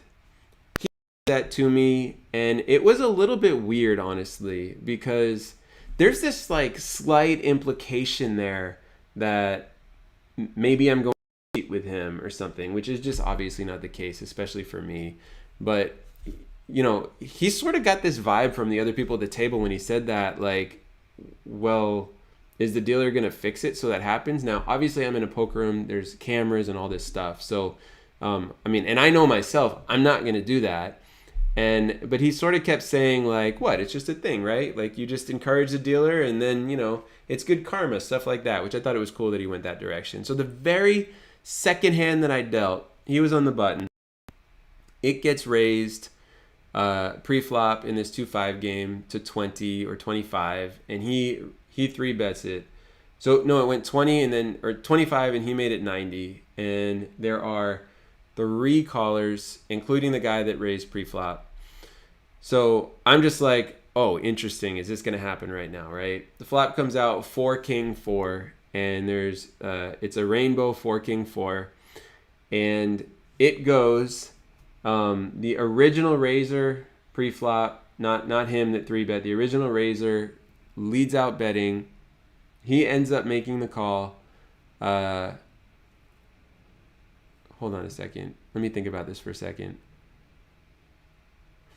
The original better checks. He ends up making a C-bet. And this other guy calls the C-bet. And the original raiser raises. So I think his C-bet was in the ballpark of 65 or 70. A lot of the time now in the 2 games, I notice that these players will 3-bet pre-flop for an amount that's higher than their C-bet on the flop. And having talked to Michael Lockey about this, he's a pro that I work with on live poker coaching channel on YouTube. I have noticed that the reason that they C-bet for less than the 3-bet amount is because it gets the job done, and it's all that they need to bet. And so that's just a little tip for you guys. We do talk about this in live poker coaching on YouTube, but if you C-bet, if you 3-bet pre-flop, so it gets raised and you want to re-raise, and then it gets to the flop and it gets checked to you and you want to C-bet, you can bet less than your pre-flop raise and have it be just as effective. That said, so he gets check raised by the original raiser of the hand. Now with a 4 king 4 board, I was trying to think, like, what is this guy's range? He was under the gun or under the gun +1 when he raised. He got re-raised, and now here he is calling this, or he's check raising on a flop. It's a super dry flop of king 4-4.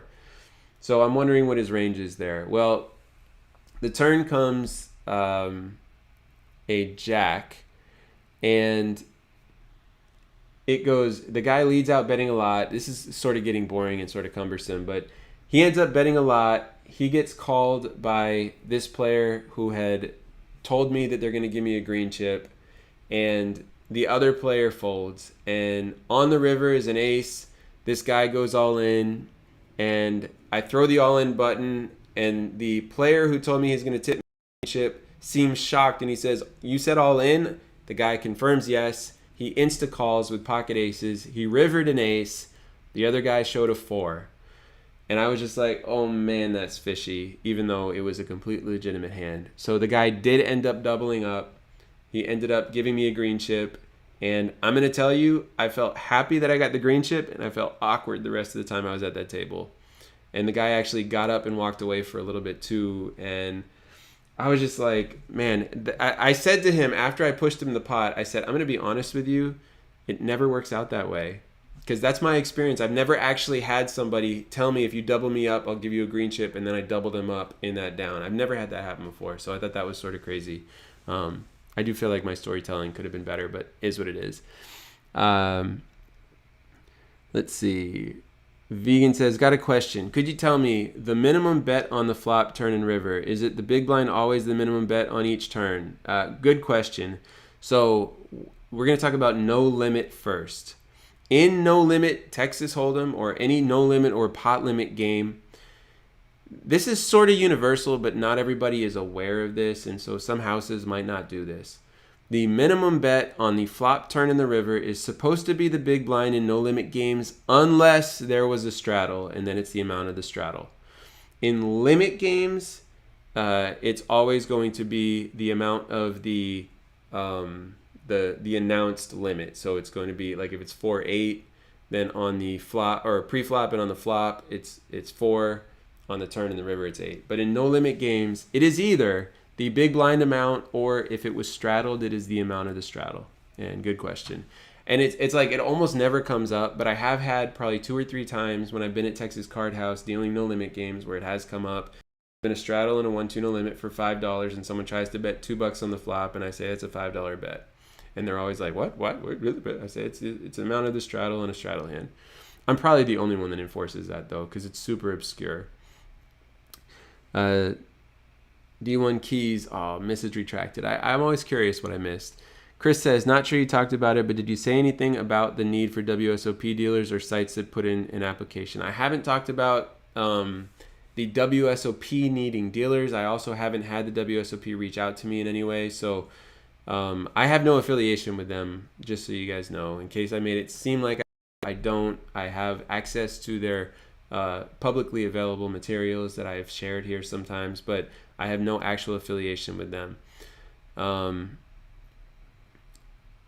And I think if you just go to WSOP.com, you should be able to find an easy way to put in an application. But if not, you can always send me an email, marc@truepokerdealer.com, if you're looking for help trying to get a job there. I have plenty of people that I could just reach out to and find out where to reach out to them, but I'm not going to contact them during this live stream. DJ Redlight says the down bet plus EV. Yeah, exactly.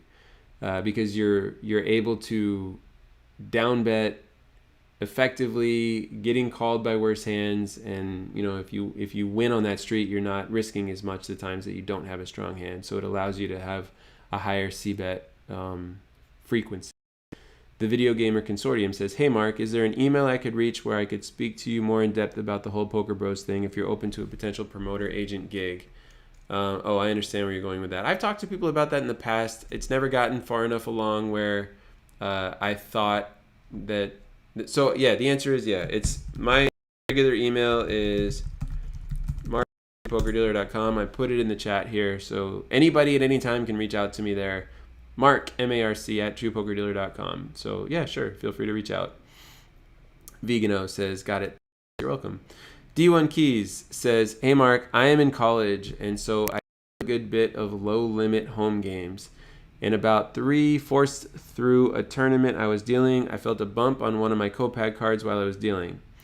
After the game, it turns out the cards were marked. I was super upset and never expected someone to actually cheat while I was dealing with a casual environment, and I wanted to know your experience and what I should do if it happens again. Well, okay.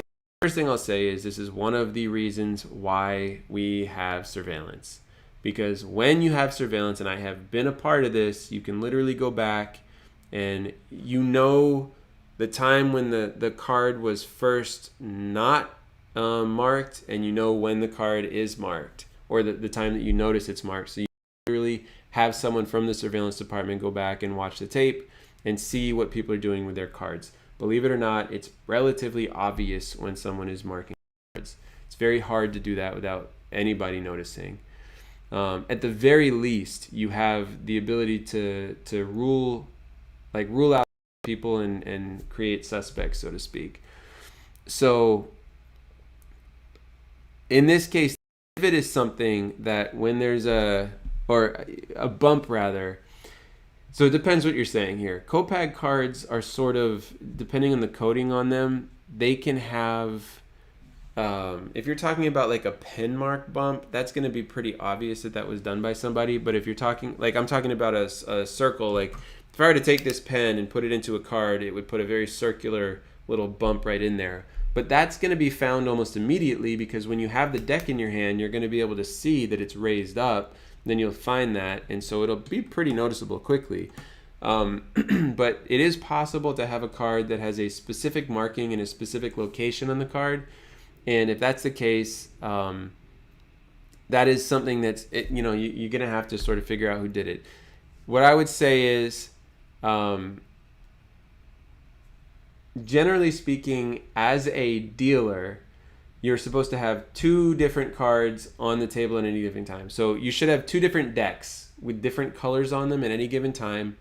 And you should have those 2 decks in rotation every time a dealer taps into your table. Now at a home game, every time the limits go up or something like that, you could switch decks. And every time you switch decks, if you want to, you can spread the backs of the cards face down. If it's a suited deck, you spread it face up first. Then you spread the backs of the cards face down. And you actually look at every single one as you go into your wash to see if there are any markings on them. If you find a deck that has a marking on it, you take it out of play.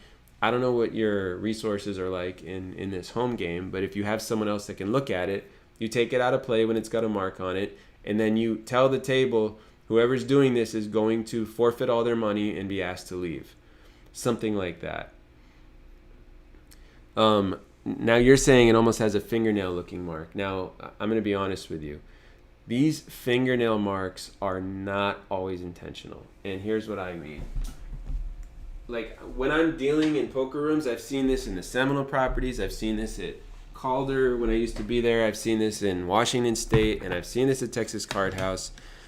When players look at their cards, a lot of the time, they look at them like this, and I don't have long nails, but these fingernails get right into the sides of the cards, and you can look at an entire deck and see 30 cards have the same looking fingernail mark on them. I give a lot of props to GPI, Gaming Partners International, and the cards that the Seminoles use in Florida are great at avoiding this, because there's far fewer of them on those cards than some others, but there's a lot of cards that have these markings on them. And actually, as a general rule of thumb, if one card is identifiable because of a thumbnail mark, you take it out of play. But if there's a bunch of them in a deck that are all about the same, you actually don't worry about that as an operator in general. Now, at the same time, you do want to change the decks every so often.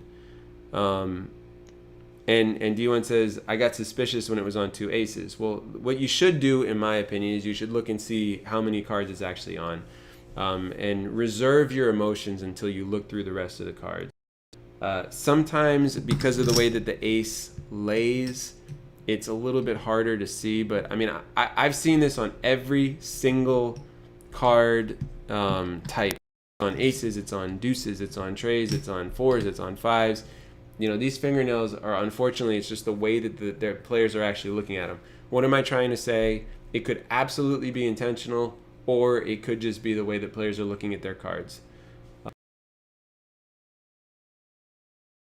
The people in these home games, please avoid digging your fingernails in. In a casino, you don't really have the luxury of asking players to handle the cards more gingerly, but in a home game, you absolutely, because you can do whatever you want in your home game, right?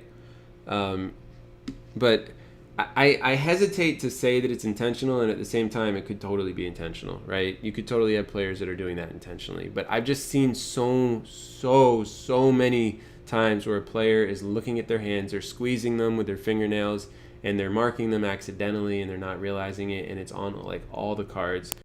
You get like 1 or 2 or 3 players doing it at the table, just sort of obnoxiously looking at the card. Like it's not hard not to get your fingernail to show up in the card, right? But people do it. It's just sort of a part of it. And I also want to say my experience with stuff like this is in professional casinos, not home games as much. So, I've caught players marking cards before, but anytime as a poker dealer in casinos, if you have a card that appears to be distinguishable by marking on it, okay, it's not considered distinguishable. It's indistinguishable if you've got 30 something of them that have it, right?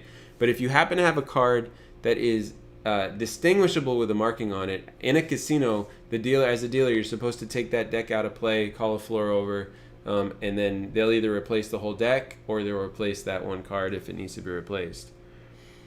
And D1 says, okay, I understand. I appreciate you responding so thoroughly. Yeah. You can always reach out to me with an email if you want some help coming up with a plan to catch somebody too. I mean, I'm happy to help with that. That would probably require a little bit more than me chatting with you on a live stream too. Let's see.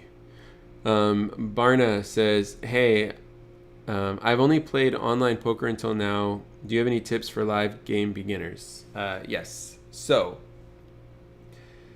in live poker, the number one recommendation that I have for you is protect your hand. I cannot tell you how many times over the years I have seen a dealer do what dealers do, which is when there are 2 cards that are unprotected in their reaching area, they take them and put them in the muck, because you do that, as a poker dealer, you do that 9 times every single hand. So you are trained to take abandoned cards that are anywhere in front of you and put them in the muck. Because of that, you should take a chip from your stack or a card cover or your hands and let them rest directly on top of your cards at any time. If you have cards in play, they should look like this all the time. That's my number one recommendation. Number 2, if you play 1-2 no limit, say, and you have only $5 chips, you need to ask to make change. Just $5 out there. An oversized chip is always going to be a call. Unfortunately, there are probably going to be a few rules that you have to learn the hard way, but you can do your best there. And let's see. What else? Announce your actions as much as possible and sort of get used to doing that. If you push your chip in or you push your bet in, like there's string betting where if I want to bet 20, I have to do it all in one motion. If I put 10 out there and then I put the next 10 out there and I don't say anything, they're only going to count the first thing that I did. So when you're beginning, sort of watch what other people do in terms of how they're behaving at the table and announce your actions first and then take your actions second. It should make it easier for you. I'm sure that there's more stuff like that, but this will be good for you to get started. That's how I think about it. But thank you for that question. And yeah, Fish Poker said, Video Gamer Consortium says, Wanda Bar. I don't remember what we were talking about for that. Let's see. Fish Poker says, I caught a cheater at one of our home games. Caught him on video. Yeah, you could always set up cameras too. I mean, nothing wrong with that. I would probably have cameras if I had a home game. I mean, they're not that expensive nowadays. Life says, just getting in. Hey, what's going on? Fish Poker says, every time he was the dealer, he would peel back the first few cards down just enough for him to take a peek of the flop before the flop was dealt. Oh boy. Life says, quick question. Do you think dealers should avoid playing their table on their days off? I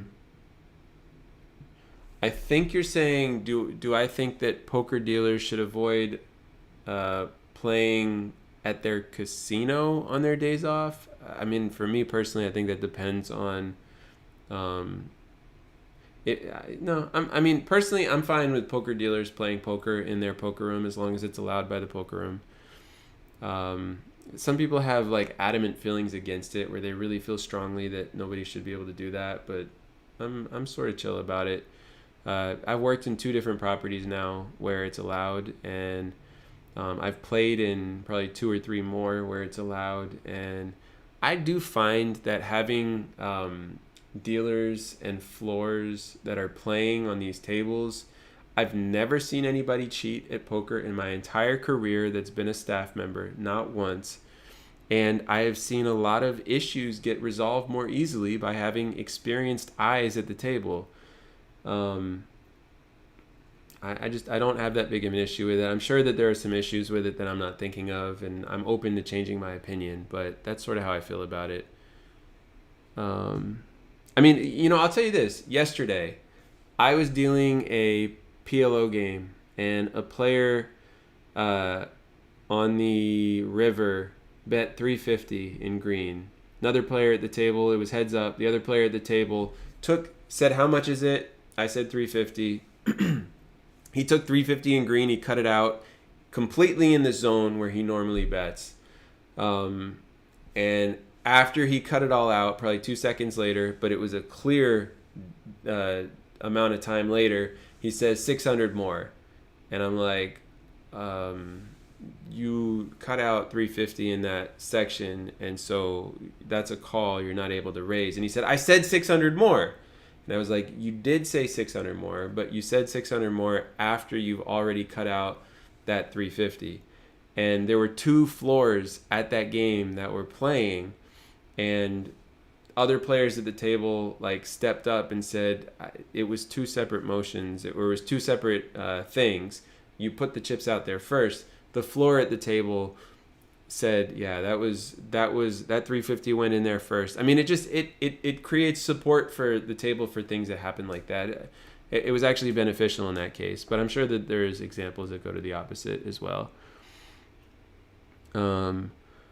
Vegano says, another question, and then I like the little like emoji with the hand being raised. In a no limit Texas Hold'em game, is there a limit for re-raising a bet on each turn? No. In no limit, well, technically there is a limit.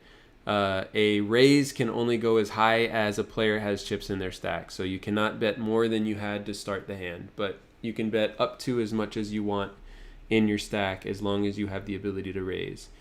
Chris said, live beginners, make sure you look at your cards discreetly. Don't lift them up and look at them in a way everyone around you can see what they are. Absolutely. Appreciate that. Barna says, thanks for the answer. Great. So I did say that I was going to address one more question. I told my story. I answered the first question. And the last thing I wanted to talk about was I've had a few True Poker Dealer students now that have asked me, like, if I don't know anything about dealing poker and I take your course, how do I get to the point where I actually can pass an audition? So I just want to address that real quick because I've got that email from students of mine saying like, okay, I took your course, like now how do I pass an audition? That people genuinely seem like I don't know exactly what this path is like. And I just want to address that because I've gotten that question from like 3 or 4 of my students. So here's what I will tell you. The simplest path for you, if you're thinking about being a poker dealer and want to be one of my students, in order for you to pass an audition, the simplest path for you is watch get the course, watch the videos that I have, go through the content there, and practice it on your own. Okay? By the time you're done with all that, you might be good enough to pass an audition. If you feel like you're good enough to pass an audition, go audition. Nobody's going to stop you. You're fine at that point. However, either if you don't pass the audition or if you feel like you need a little bit more work, I'm available to do one-on-one video sessions where I do what's called a feedback session for you. It's sort of like an audition, But you do have to pay for this, and you have to book this with me. But I've done this with lots of people, and it's a really, really powerful tool. And you usually, if you've gone through my course, it usually doesn't take more than 1 or 2 sessions of this, okay? What you do, I do this in person if you're in Dallas also. They let me do it at Texas Card House, and you can sometimes see me filming a student of mine. Basically what it is, you get about an hour is all it takes, maybe an hour and 20 minutes. You get with me, you do a video session where I'm telling you what I want you to do as a dealer, and I'm stopping you over and over again in order to correct the mistakes that you're making. Then I'm going to send you the video after the fact. So if we're doing this via video, say that you're online somewhere, if we're doing this via video, you have to have a setup ready to go with a camera so that I can see, but it works just fine. We record the whole session, you watch the session after the fact, and every single thing that I've corrected for you, you stop the video when you're rewatching it, you then train that into a habit for yourself, then you go on to the next thing. Train that into a habit for yourself, go on to the next thing. It works really, really well at taking you from not looking like a poker dealer to clearly looking like a poker dealer.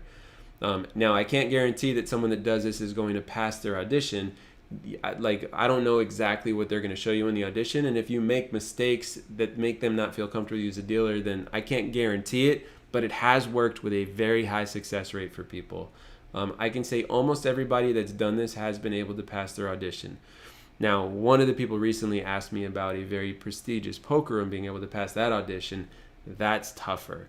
I can't guarantee that the toughest auditions that anybody specifically are going to be able to pass right away, but for the most part, this works really well for people. Let's see. Life says, same for Mux, protect. Yes. Protect your hand, absolutely. Is there anything else I should look for?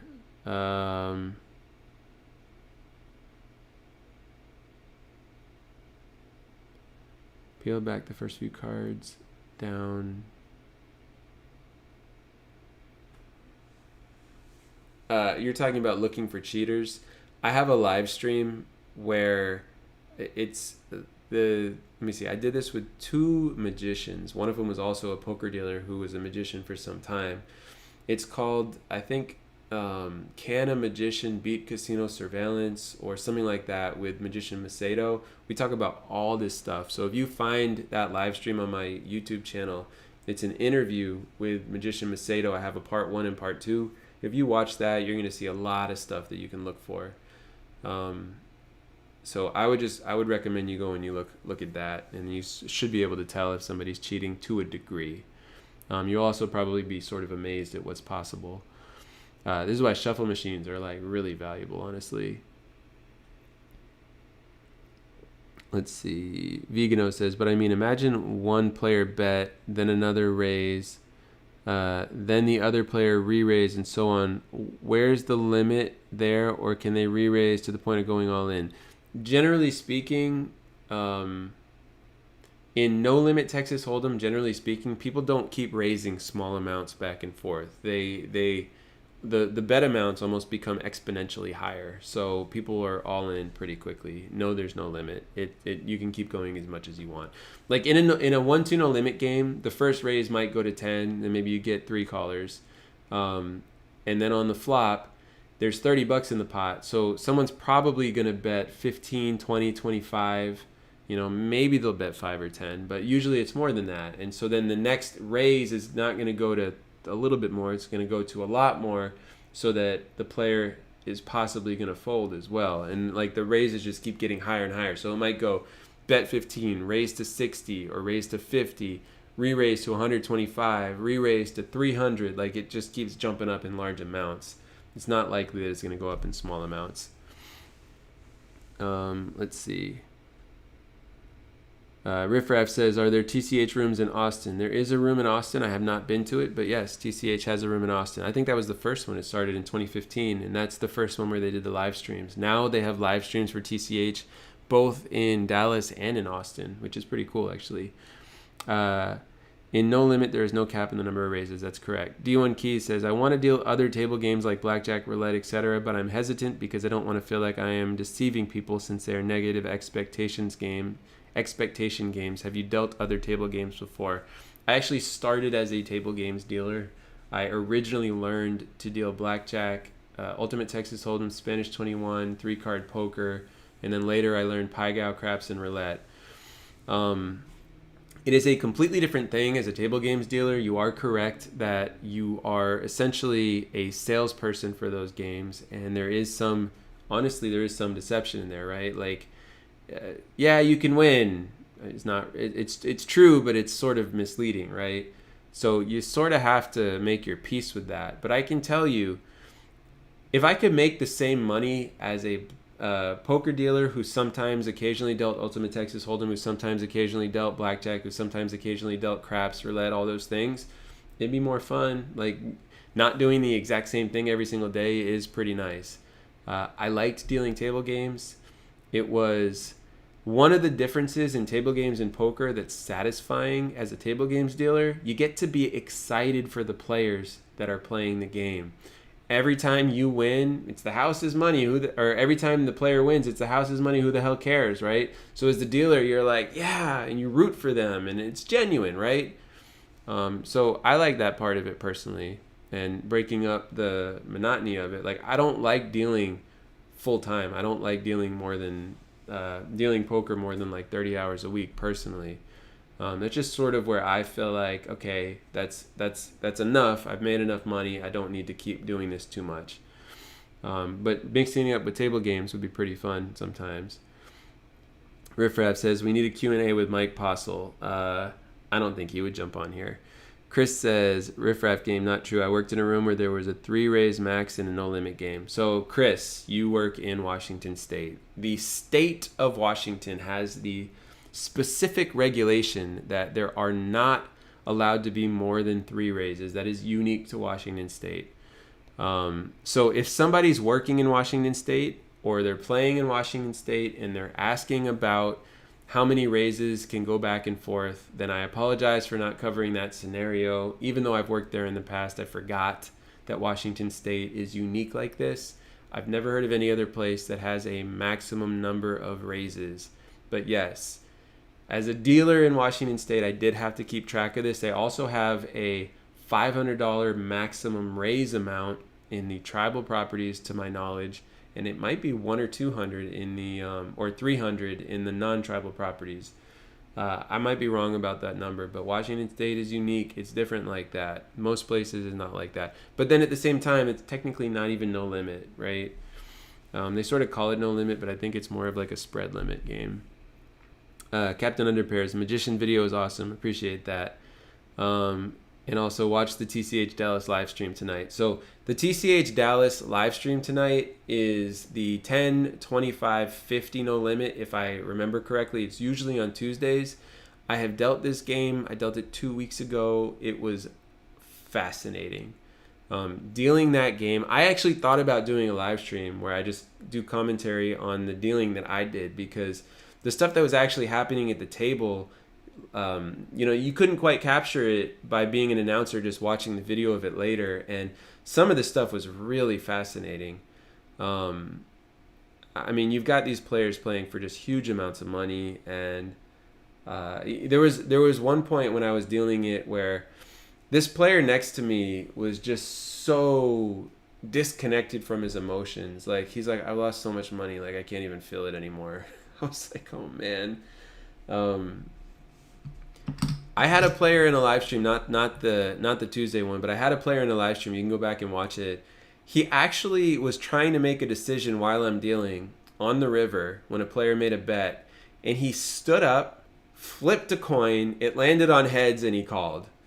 I was thinking to myself, like, is he just doing this because he's on a live stream? But I later mentioned that to my dad, because my dad was watching that live stream since I dealt it, and he said, Mark, you don't even know.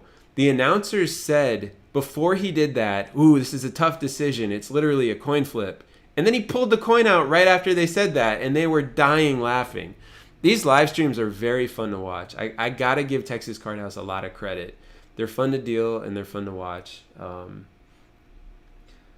Yeah, what else happened? As the dealer in the live stream, I mentioned that I dealt an $85,000 pot.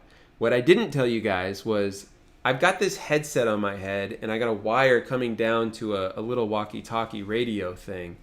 And because this pot was so big, I had to stand up during the hand in order to pull all the chips in. And on the turn, right before this player goes all in on the river, I stood up and the walkie-talkie went flying onto the floor.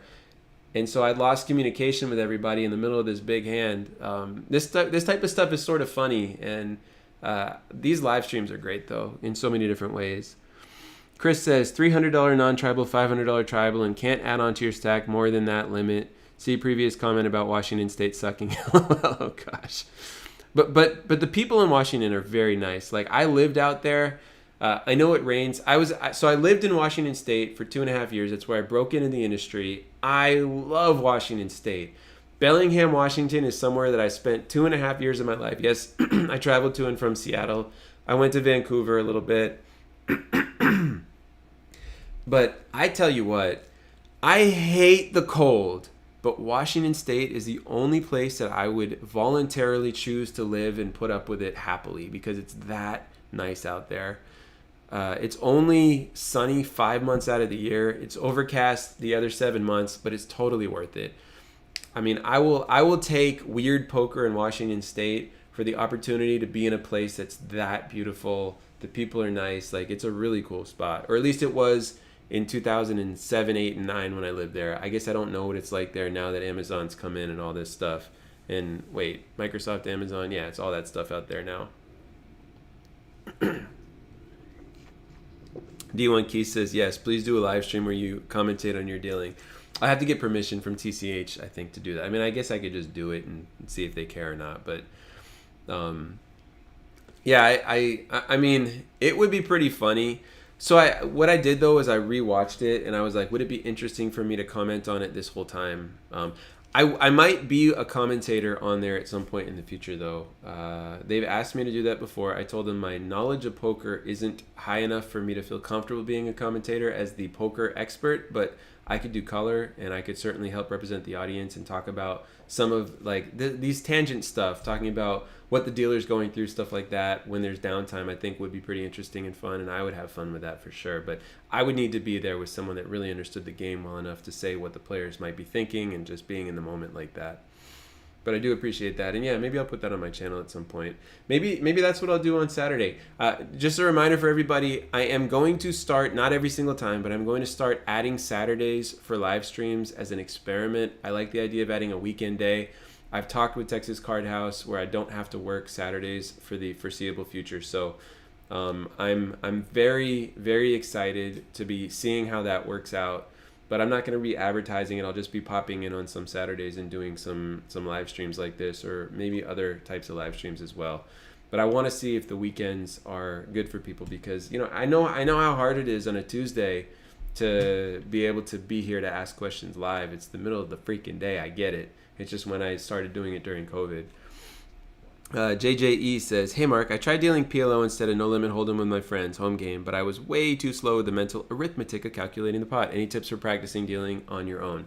So on YouTube, I do actually have a course where if you join my channel, it does cost money, and you join at the bonus mixed games level, you can learn. I have a 2.5 hour video on Pot Limit Omaha where it teaches you everything you need in order to calculate that stuff properly, smoothly, and then a little bit of practice and you're fine. I mean, there's a method that they say it's 3 times the previous bet plus the trail, which does not include money in front of the active player, plus the pot, plus dead money. So that's your formula, but it's like even with me saying that, you need the examples and stuff like that. The simplest thing I can say is if you join my channel at the bonus mixed games level, which it's a little pricey, it's really meant for people who are already dealers in casinos that are looking to add that to their arsenal. Poker dealers make pretty good money, as you guys know, so $99.99 a month is nothing for someone that's trying to either change properties or something like that. That's why I put that at that price, but I do have all that info there. If you want it, if you didn't feel comfortable spending that type of money, there is another way to do it. It's not going to give you everything you need, but it might get you started. If you join my channel at the $4.99 a month clip, and you're willing to put the time in to go back through my old live streams, I do some demos. I know that there were at least 2 times I've done 45-minute or so demos on Pot Limit Omaha where I sort of talk about calculating the pot, but it's not going to give you everything. Like the course, the Pot Limit Omaha video where you calculate the pot gives you a complete answer that covers the scenarios that you need to know how to do it. I challenge myself and do those examples right in front of you guys so you can see all that. Barna says, what time is it in Texas? It's 10:30 p.m. here in Europe. Perfect time to chill and watch your stream. Yeah, I've noticed I get a lot of people from Europe that watch the Tuesday stream because it is nighttime there. Right now in Texas, it's 3:30 p.m., right in the middle of the day. The most difficult time that you can imagine in order for people to be able to watch me. By the way, I gotta say, I love coming on here and chatting with you guys and answering questions, and I really appreciate like all the people in the comments right now that are just firing questions, comments, even just sort of chatting. And you know, some of you I know in person now that I've been in Texas and I met some of you guys. Like, you can come and find me sometimes as much as 4 days a week at Texas Card House in Dallas. I've had so many people come up to me and show appreciation for the channel and talk to me. And my work brain is relatively boring, but if somebody starts like chatting with me about True Poker Dealer, I'll usually light up a little bit. I love all the people that come and start chatting with me, and I appreciate you guys on here. This is fun. I feel like I'm spending time with people. The only thing that's tough about this is I am talking nonstop for 2 hours now. It's hard to do. I actually started telling Texas Card House, please don't schedule me on Tuesdays after I live stream. I'm way too tired because this does take a lot of energy. I love interviewing people though. The interviews don't take as much out of me. If there's somebody that wants to be interviewed on my channel and it's something that I feel very curious and excited about, tell me and I will possibly interview you. I talked to the producer of the Texas Card House Dallas live stream, and I might be interviewing him at some point in the near future as well. And he was really open to it. He's a really, really good guy. He sort of got this job because he's got a background in this type of stuff, and he's now also become a dealer at Texas Card House too. And I think that would be fun to capture the live stream stuff and also his experience as a new dealer at Texas Card House. So I'm thinking about interviewing him at some point soon. I just have to sort of set it up. But I really do like all that stuff. JJE says, thanks, Mark. Just a casual poker player here, dealer, but I might check it out. Love your stuff. Well, you're welcome. Vegano says, thanks, Mark. Hit Girl says, I never get notified when you go live. I appreciate you saying that. There's a notification bell. So where if you go to anything on my channel, it says subscribe. Next to that is the notification bell. So you would want to hit the notification bell in order to get notified when I go live. I think that's how it works, honestly. I tend not to push that stuff because, I don't know, I don't like to be annoying, but I probably should communicate that stuff. YouTube does a pretty good job of making their stuff clean and clear, though. Ruben says, how exciting. Appreciate that, too. Yeah, I feel like you guys would be fascinated to hear from Cooper is his name, who's the producer for the Texas Card House live stream. I think it'd be a fun interview. And I honestly, Texas Card House is a great brand. I don't have much of a relationship with the owners. I have a great relationship with the GM in Dallas. And I'm not saying anything bad about the owners. They're good people for all I know. I've talked to one of them one time. But I would love to, I really like the idea of promoting the Texas Card House brand naturally, right? Whenever it makes sense to. And this is an interview that I'd be curious to hear what this stuff is, that goes into being the producer for it, or how to sign up to play these games, or how to play against somebody like Bilbo. Bilbo is I don't know what his actual name is, but that's what it says in the Texas Card House live stream. If he's playing tonight, which he usually does, I want you guys to know, last week, this player Bilbo on the live stream, I wasn't there for it. I was out of town, but I watched it later.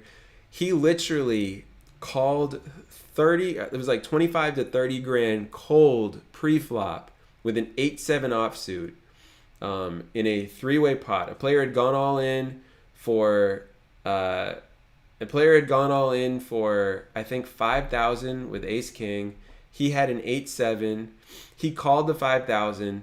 Somebody else with another ace king raised to like 30 grand pre-flop, and with his 8-7 offsuit, he calls and he spikes a 7-7-5, ships it all in, and gets called. This is the type of action that this guy Bilbo brings to this game, which is why people are going bananas to try to get into this game. Gave me a red bird, $5 as a super chat. Super appreciate that. You said thank you for the Q&A. Here's a red bird. I am humbled. I appreciate it. I love getting tips on the table. It feels different when it's on my YouTube channel though. Super appreciate you. You're awesome. Hit Girl said, actually before I get to that, there's other comments up there. Riff Raff says the notification bell seems to work for me. Great. So that is the answer. D1 Key says, what's the legality of card houses in Texas and other states? I don't know exactly what the legality is. I do know that there are a lot of, in Texas, I'll talk about Texas first, since you said Texas first.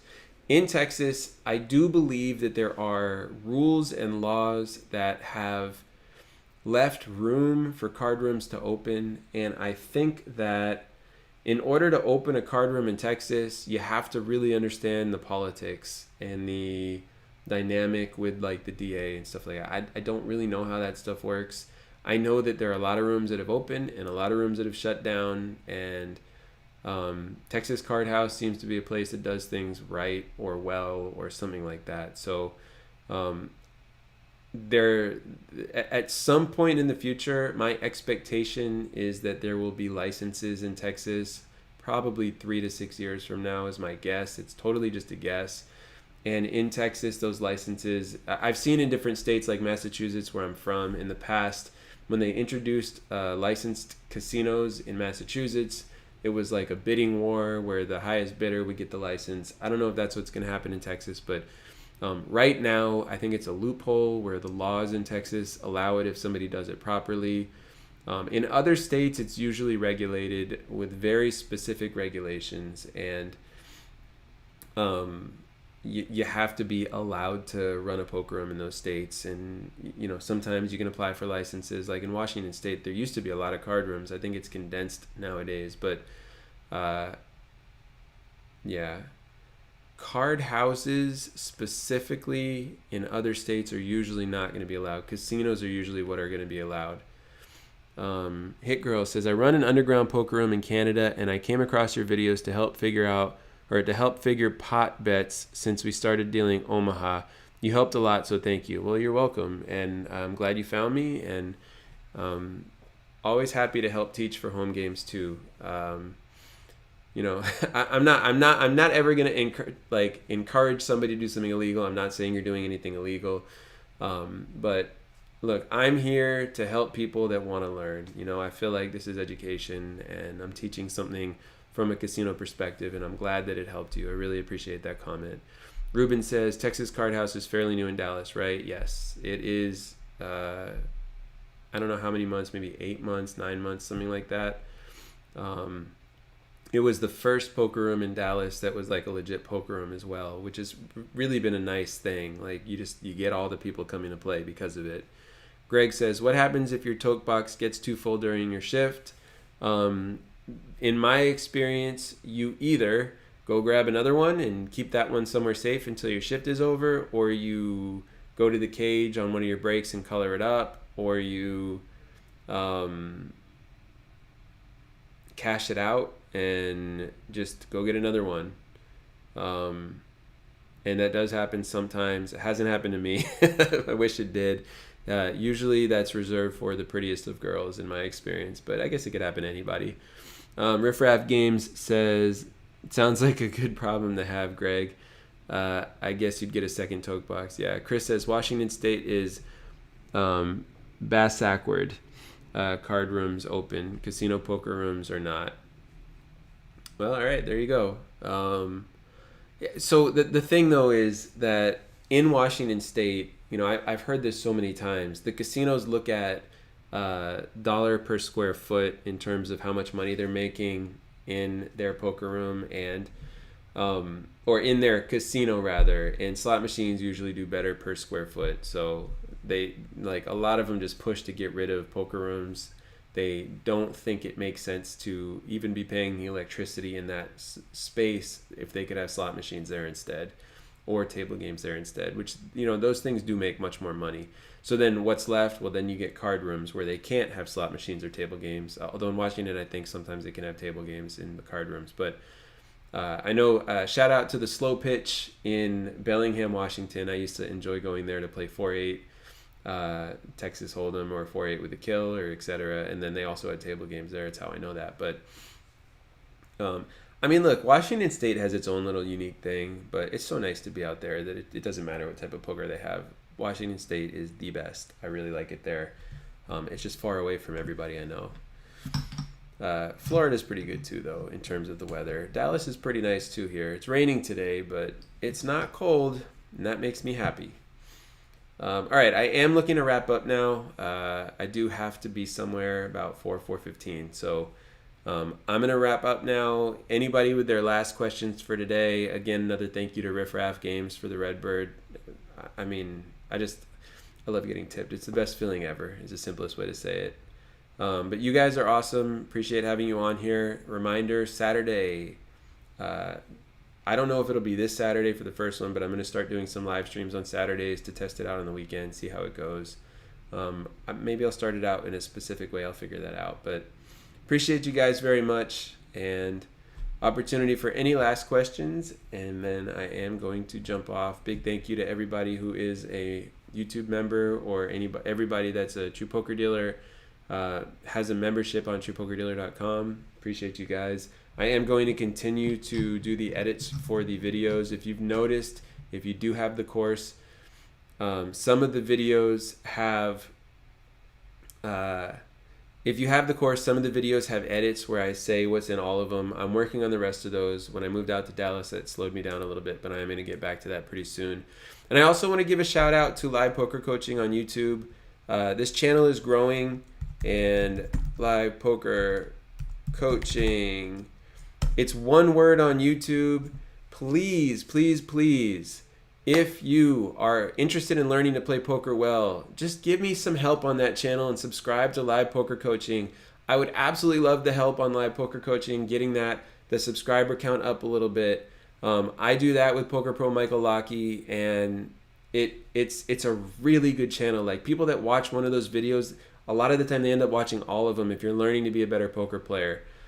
You guys are great. Life, $4.99 super chat. Super appreciate that. Thank you. D1 Keys, $2 super chat. Thank you. Thanks for your time, you said. And Life said you're the best. And you guys are humbling me. Thank you so much. Really good feeling. I love getting tips. I do put my heart and soul in this, and I feel good about it. And the super chats make it feel even better. So thank you guys. Do we have another couple comments before we go? Chris said, thanks, Mark, for the stream and answering questions. Much appreciated. Thank you. Appreciate that. You guys are great. This is a really enjoyable thing. So I'll see you guys next Tuesday, and keep an eye out for Saturdays as well, like we said. Have a good night, everybody, or good afternoon.